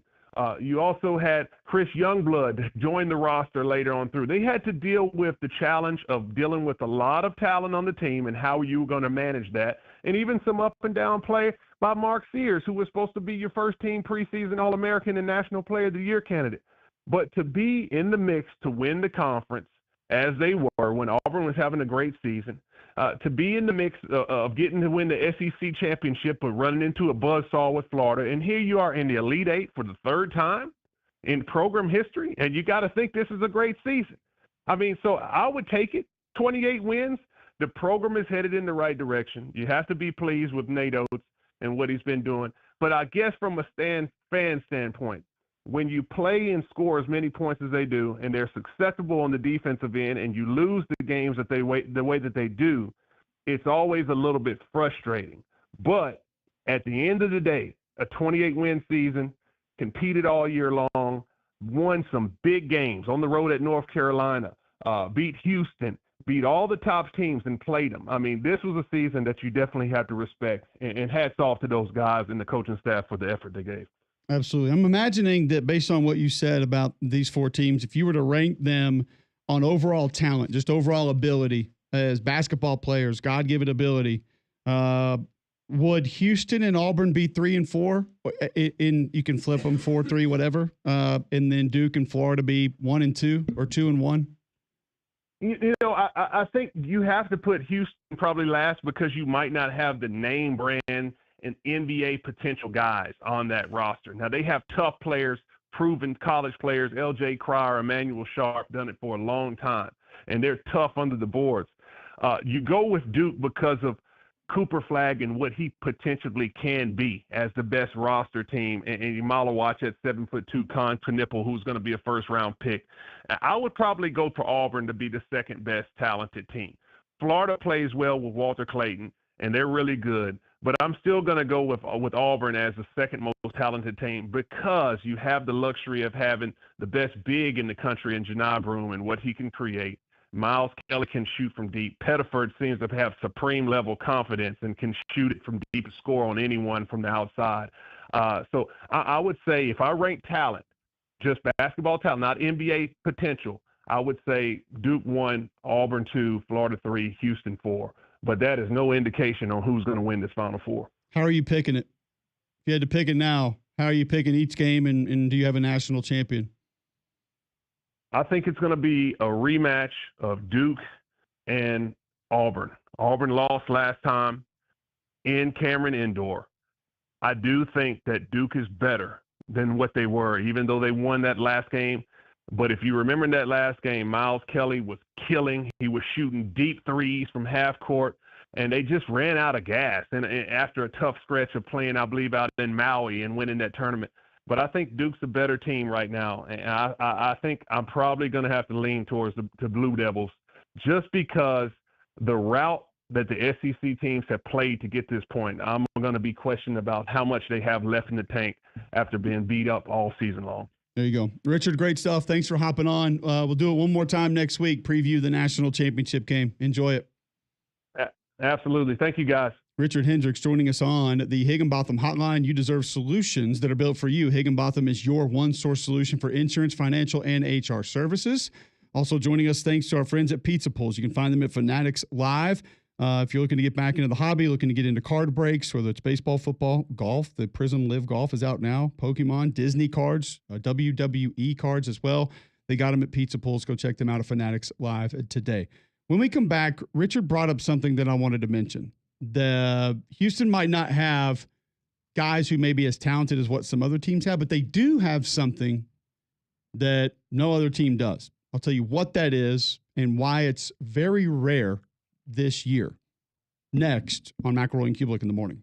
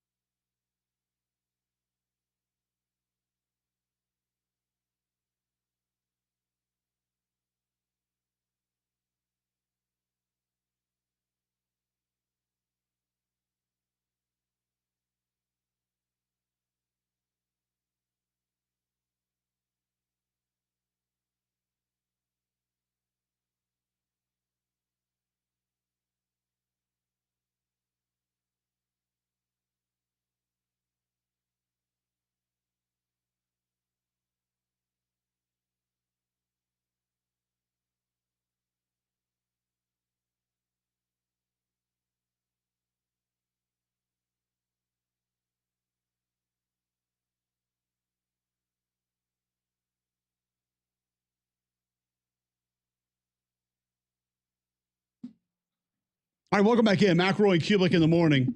What does Houston have that is a little bit different this year than we have seen in the tournament, or that other teams just flat out do not have? Like we talked about that name recognition, the name value of, a Cooper Flag, a Janai Broom, guys up for the Wooden Award, and Richard brought them up. I'll give you a quick example of this, Greg. when do you think, or do you know when the NCAA tournament began? Oh, gosh. Conrad, do you know? Like 1950 something. Like back when it was like 2 teams in the tournament? 1939. It's like, wasn't it 75 maybe when it expanded to what it is now? Well, not to what it is now, but it expanded. Yes. Yeah. Entering this season, keep in mind, tournament started in 1939 with, I believe, 8 teams. 2 players in tournament history played in the Final Four for multiple teams. I will not even ask if you would like to take a guess at who those players are, because there's literally no way you would get either. Right. Steve Krafshin, 1977. We feel good about that? Yep. Krafcison. Yeah, I mean, I'm not going to try. Krafsison? 1977, he made it with UNC. In 1980, he made it with Iowa. See, y'all complain about the portal now, but they were portaling back in the 70s. And then Bob Bender in 76 played in the Final Four with Indiana. And then NIL came along in 78, and he played for Duke. That just screams tampering. That's all it was. I mean, it's all over it. With the they just did it by mail carrier. That's right. Back then. Carrier pigeon. I don't even know if they had a fax machine to tamper with in 76. No. So that's 2 players from 39 to the 23-24 season that played in the Final Four for multiple teams. This year we have 3. So we have more this year that have played in the Final Four for multiple teams than we had ever had combined coming into this season. LJ Cryer's done it with Baylor. Elijah Martin has done it with FAU. And then you have Mason Gillis with Duke that did it with Purdue. So Houston has 2 players that have already been in the Final Four. So they might not be the lottery picks or number 1 overall picks or Wooden Award candidates that we talk about with some other teams. But you have 2 guys, Greg, that have played in the Final Four. They've been there. They know what it's like. They know the travel. They know the schedule. How much help do you think that is? I think it gives you some advantages. Really? I just think that I just don't know. I really don't know. I just think the expectation of this is when you're going to meet with the media. This is where you're going to stand in front of the microphone. This is what open practices are going to be like. This is what it's like traveling to the facilities. Like I playing in the dome. Yeah, it helps. Yeah. Now, can they translate that over to all the other guys? I don't know. I mean, Cooper Flagg's never done any of this, and he's been pretty good this year. I mean, Derek Queen has never done any of this. He did pretty good this year. Todd Pettiford's not done any of this stuff. He's been pretty good this year. So ultimately, I don't think it makes the biggest difference, but it's got to help. That experience has got to be different and got to at least give Kelvin Sampson's team a little bit of an advantage of just the expectation of what it's all going to be like. Well, I think that there is some benefit to that, but I don't know. I think they probably played, I don't want to say the most manageable region so far. I mean, the region to me, from what they've had to go through, has not been an absolute murderer's row. I mean, yes, they had to play against Gonzaga, who was an 8 seed, and then Purdue. Okay, fine. And then they caught Tennessee. Not bad by any stretch, but I don't feel like it's been outrageously challenging for them up to this point. It's going to be a completely different animal. I don't like the matchup against Duke at all. I don't like anyone against Duke with their length, and I think Duke's pretty physical and skill. They can score, and they got guys that can take over the game. A few of them. I don't know. I think it's nice to have the experience. Yes, that's fantastic, but I'm not sure it gives you enough of an advantage to overcompensate for the advantage that I think that Duke has from a personnel standpoint. Yeah, neither of those did it in San Antonio either, which I can tell folks I've become very familiar with the Alamo Dome. If you have any questions about it and how it operates and its surroundings, I feel like I've only been there 26 times in the last 3 years. So I'll be glad to help you out with places on the Riverwalk that you should not eat and how much of the Riverwalk you should avoid, which is every square ounce of it. Hater. I'm just being honest with you. What about the breakfast taco place? I can find the name of that, and I would tell you that you should go there. You should also not walk there, is what I would tell you for staying near the Riverwalk. Well, it's not the best idea. So if you do stay near the Riverwalk, stay close by and just Uber wherever else you're going to go to eat. So It's but they did not play theirs there. And Gillis, by the way, will be the first person ever to do it back-to-back seasons with different teams.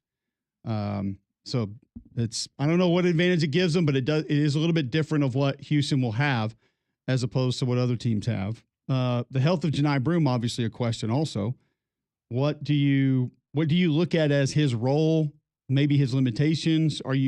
How concerning is it of what you saw from him physically, even though he came in, hit that three, got the one-handed rebound, he finished the game, but does it make you more concerned about Auburn's capabilities that he might not be 100% against Florida? But has he been 100% at any point? It's a very fair question. I mean, seriously, probably does it matter at this not point? Not very often. Yeah. He's battled through a lot. I mean, it's so I guess at this point with 2 games left, do I care? No. I mean, would I like him to be at 100%? Sure. But when was the last time he was at 100%? In Maui? I honestly don't even know. It's been months, it feels like.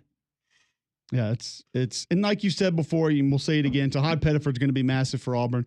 17.3 points per game in the NCAA tournament. That's 2 20-point games.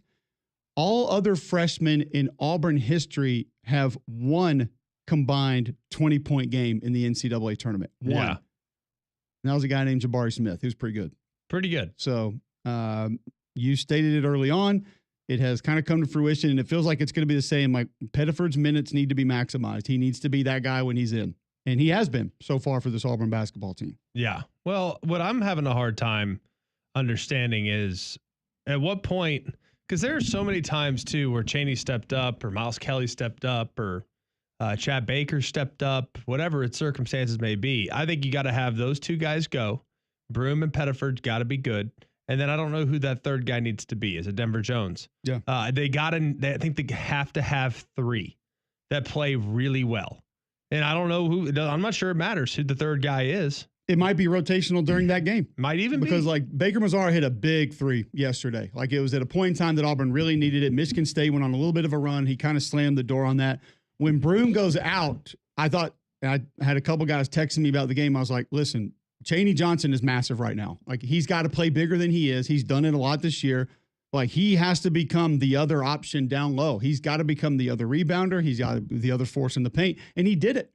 And he kind of accepted that role and did that. You mentioned Denver Jones against Michigan hit a couple of massive threes. Yeah. Late in that game, kind of second half of that game that helped Auburn sort of climb back in and then expand their lead against Michigan in that game. So yeah, I agree with you. I don't think it has to necessarily be one of the other guys. I mean, go back to Miles Kelly early in the tournament, in Lexington again, like he was a month earlier, played against Kentucky, knocking down threes. Maybe it's him, getting in the dome and feeling good about his surroundings and knocking down threes in the game. It could be, but it's a good point that you make, and I would agree with you. It doesn't necessarily have to be one of those guys. It could be different guys throughout the course of the game, but the third option for Auburn has to show up. Yes. At different points in time in this game and then potentially the next game. I think so. And I think that you got to have Cardwell. We didn't even mention Cardwell, who has been that guy at times. I don't ever expect him to be having some ridiculous offensive presence. Yeah, not scoring. But just an impact. And I think if he can somehow limit Condon, that would be super helpful. Right, especially if Janai's not at 100% and he has one arm to defend with, that would be massive. And look, Kenny, probably not. Condon's going to get his. But it'd be nice if he could just limit him a little bit, alter the shot a little bit, make his presence felt some. Because if he can do that, that might give him a fighting chance to slow down what they might have on the low post against some quality bigs. It's going to be some good games. We know that no matter what. It's going to be fun to watch. It's going to be entertaining. Either way, what it does for the state of Alabama, we'll discuss that a little bit more on the other side. Before we get to that, tell our listeners about Bromberg's. Well, Bromberg's has been a great place that I've been going to for years and years and years. I've always appreciated the experience that I have when I walk in the door. They do an amazing job. I mean, just so great when you walk in the door at either their Mountain Brook Village location or at their location at the Summit. To go in, know that you're going to have the best possible service, the best salespeople, the most knowledgeable salespeople that have not just an understanding of the quality pieces that they have to offer you, but they also might have a great understanding of what your loved one might want And I know they know my wife's preferences, and it certainly makes it easy on me when I walk in the door and they are like kind of directing me to the case that I need to go look at to find something pretty for her that could last generations. These are really, really important purchases, and you don't want to mess around with anyone other than Bromberg. So go and check them out in Mountain Brook Village and at the Summit. All right. When we come back, excuse me, there wasn't a lot of college football on the docket today, but we have some pretty big breaking college football news. We'll share that with you, what team it is and who it involves right after this on Mac and Cube in the morning.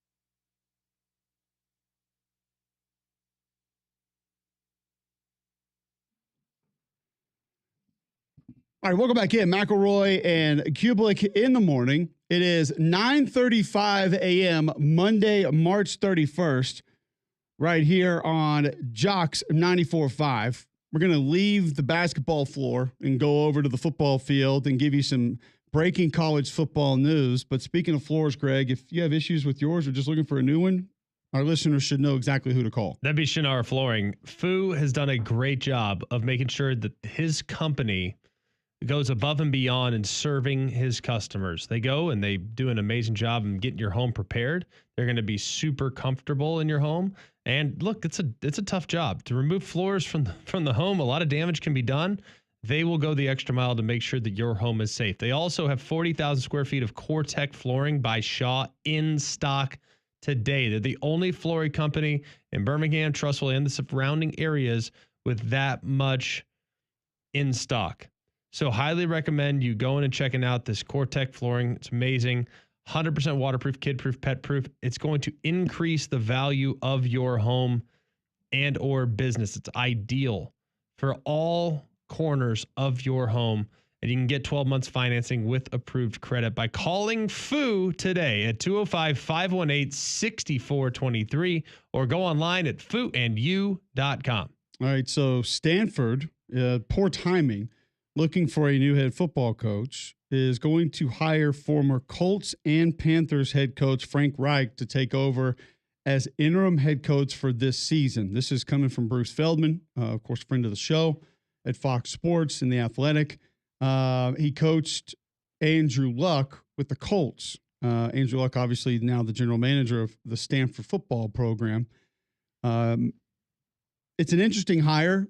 There are not a lot of options there for Stanford, Greg, and you bring in a guy that has some NFL experience, that obviously has worked with your GM, and of course is a great offensive mind. We know that.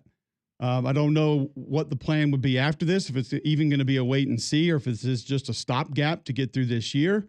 But interested to see how this one works out with Frank Reich, a guy who I know was one of the hottest names in NFL coaching circles a couple of years ago for a little while, and now going to be the head coach of the Stanford Cardinal. Yeah, and I really like Frank Reich as a coach. I do. I think he's had kind of a weird career, if I'm going to be honest. I mean, it couldn't be hotter, and then he was like a pariah, and he was fired so quickly in Carolina. It's like she's had a kind of a strange run, but it makes sense with the familiarity angle. Is this a long-term solution?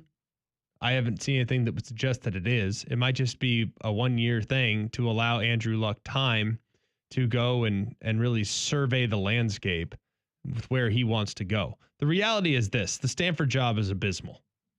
I mean, I hate to break it to you, but usually, and I know that this is a tough thing to connect the dots to, usually it's pretty easy to be able to assess NIL and what you have available to you in NIL.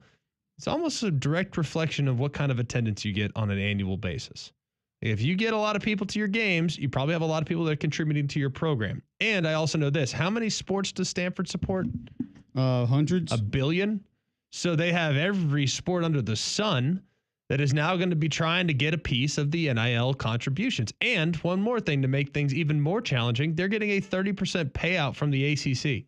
We already know the ACC money is not great to begin with. So Stanford has no money. They might have billions in their endowment, but their athletic department has no money. So who are you going to be able to go get? Yeah. Probably not anybody that is going to be in hot pursuit elsewhere. So if I can make $7 million coaching in the SEC, why would I go make $2 million coaching at Stanford and paying California taxes at 14%? Not going to do it. So I think it's a tricky situation, and one that will not be easily resolved. I also think one more thing, just to make things even more complicated: UConn struggled for a while in basketball, relatively speaking. I know they won 2 straight national championships the last couple of years, but there was a time in which UConn basketball was at a big-time crossroads. They needed to take the bird in the hand, so they joined the American Conference. They left the Big East as a result. They joined the American, and when they joined the American, they were playing the likes of East Carolina and Tulane and teams, Tulsa. Those were the teams that they were playing. And guess what? Their fans said, this is ridiculous. I mean, we have money, but like, I don't want to play those teams. I don't care. East Carolina's coming to stores. Doesn't make a difference to me. You know what I want to see? I want to see us play against the teams in the Big East. I want to see us play Providence and teams like St. John's and Villanova. Like, those are the teams I want to play.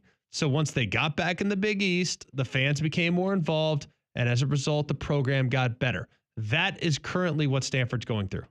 Yeah, that's what they're going through right now. They don't play anyone on the West Coast. They don't play the UCLAs. They don't play USCs. They don't play Oregon. They don't play Washington. They don't play the schools that their fans care about. You think their fans are going to come out in droves to go to Palo Alto so they can see Georgia Tech at Stanford at 2:00 on ACC Network? No, like, they're not they don't care about that. So I think the relocation of the ACC, while it gave them a place to go, it absolutely kind of crushed their fan interest, and it was limited to begin with.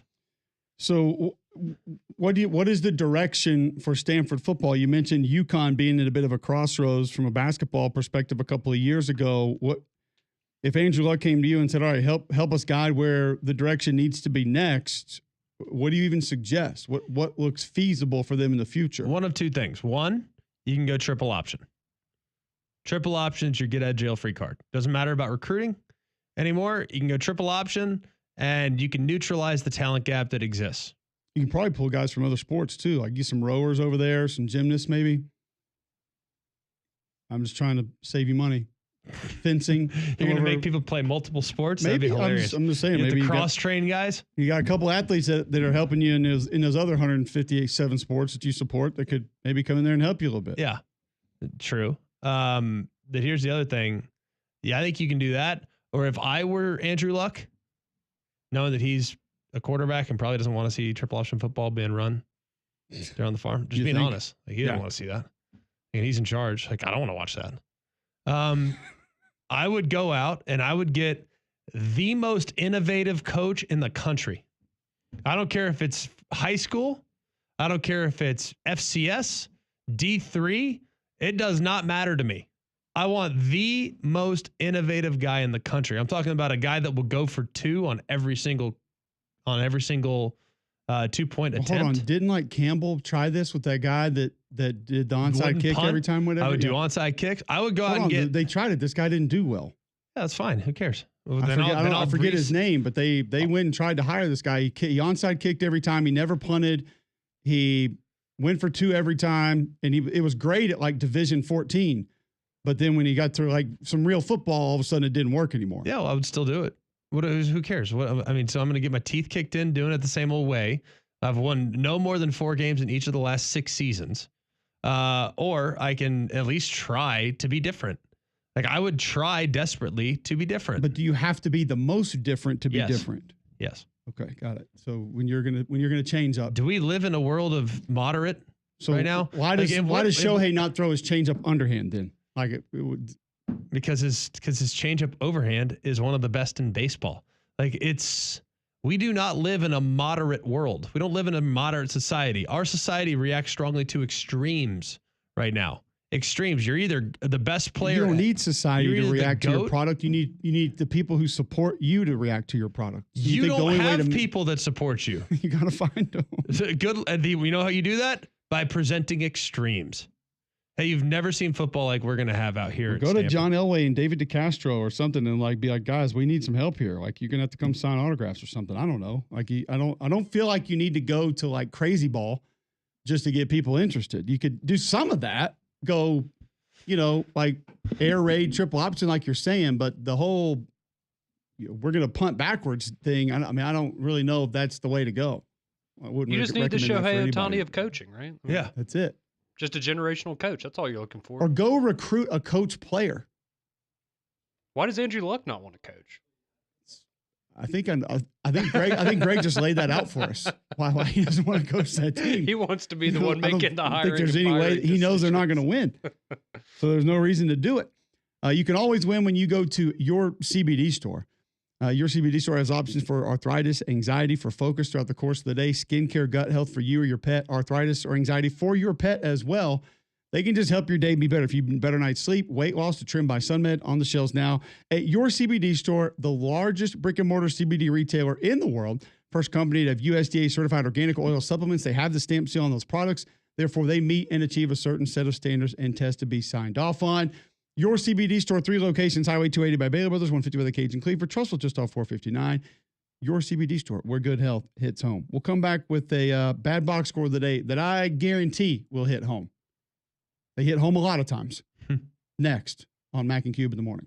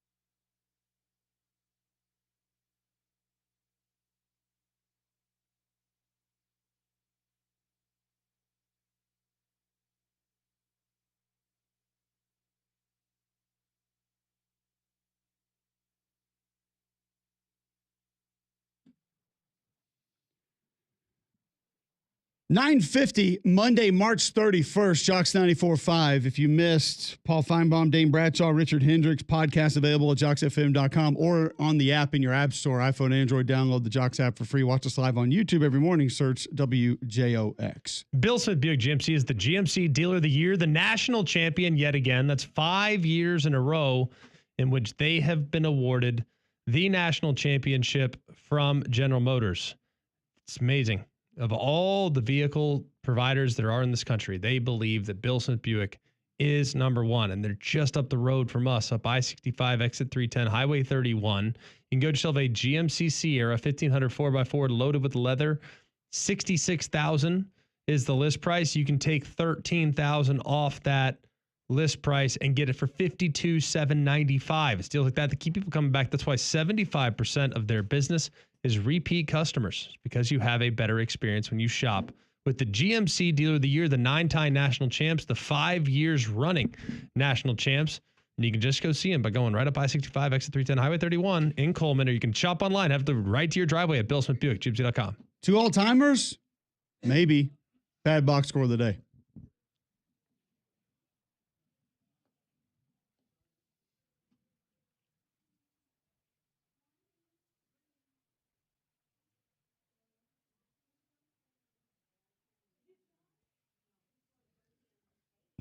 Would you prefer I start with college baseball or college basketball? Baseball. Also feel like if we are going to do this, we also just quickly need to throw out that the Yankees knocked off the Brewers 20-9 on Saturday. Yeah, they did. Is that necessary? 9 home runs.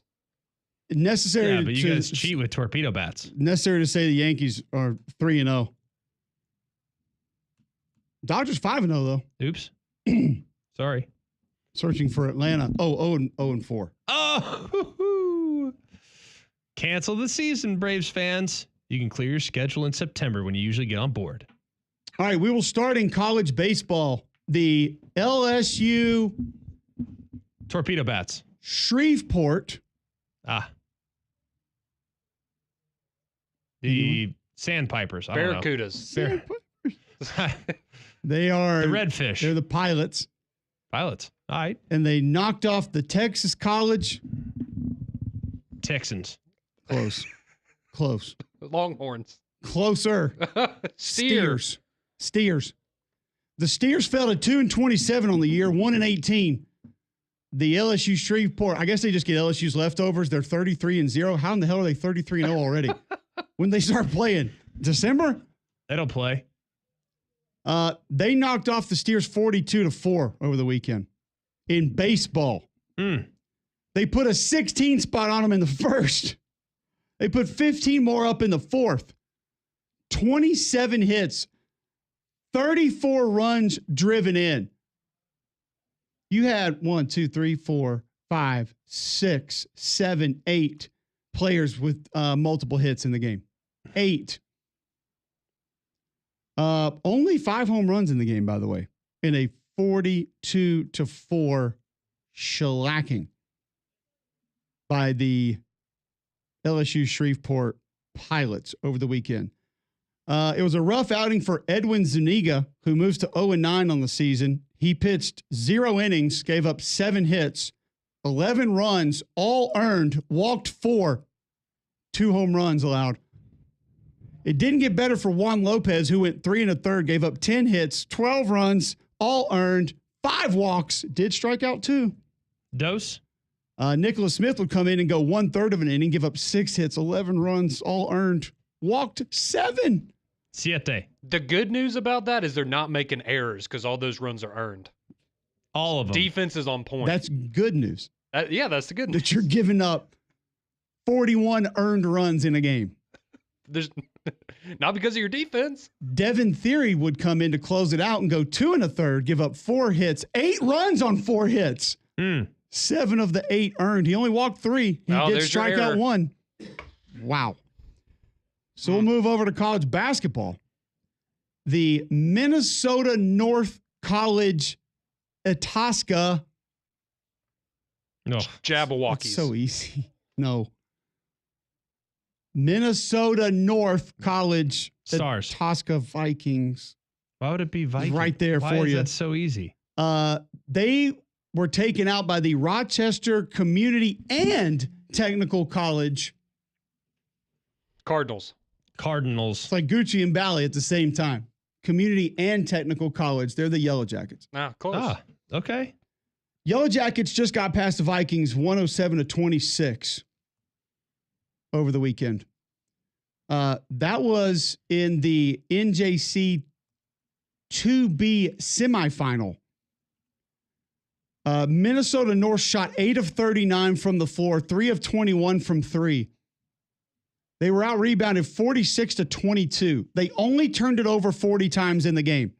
40? Let me repeat 2 numbers for you. Minnesota North College Itasca shot the ball 39 times, turned it over 40 times in the game. Rochester Community would go 46 of 84, 8 of 29 from 3, 7 of 15 from the free throw line. Yikes.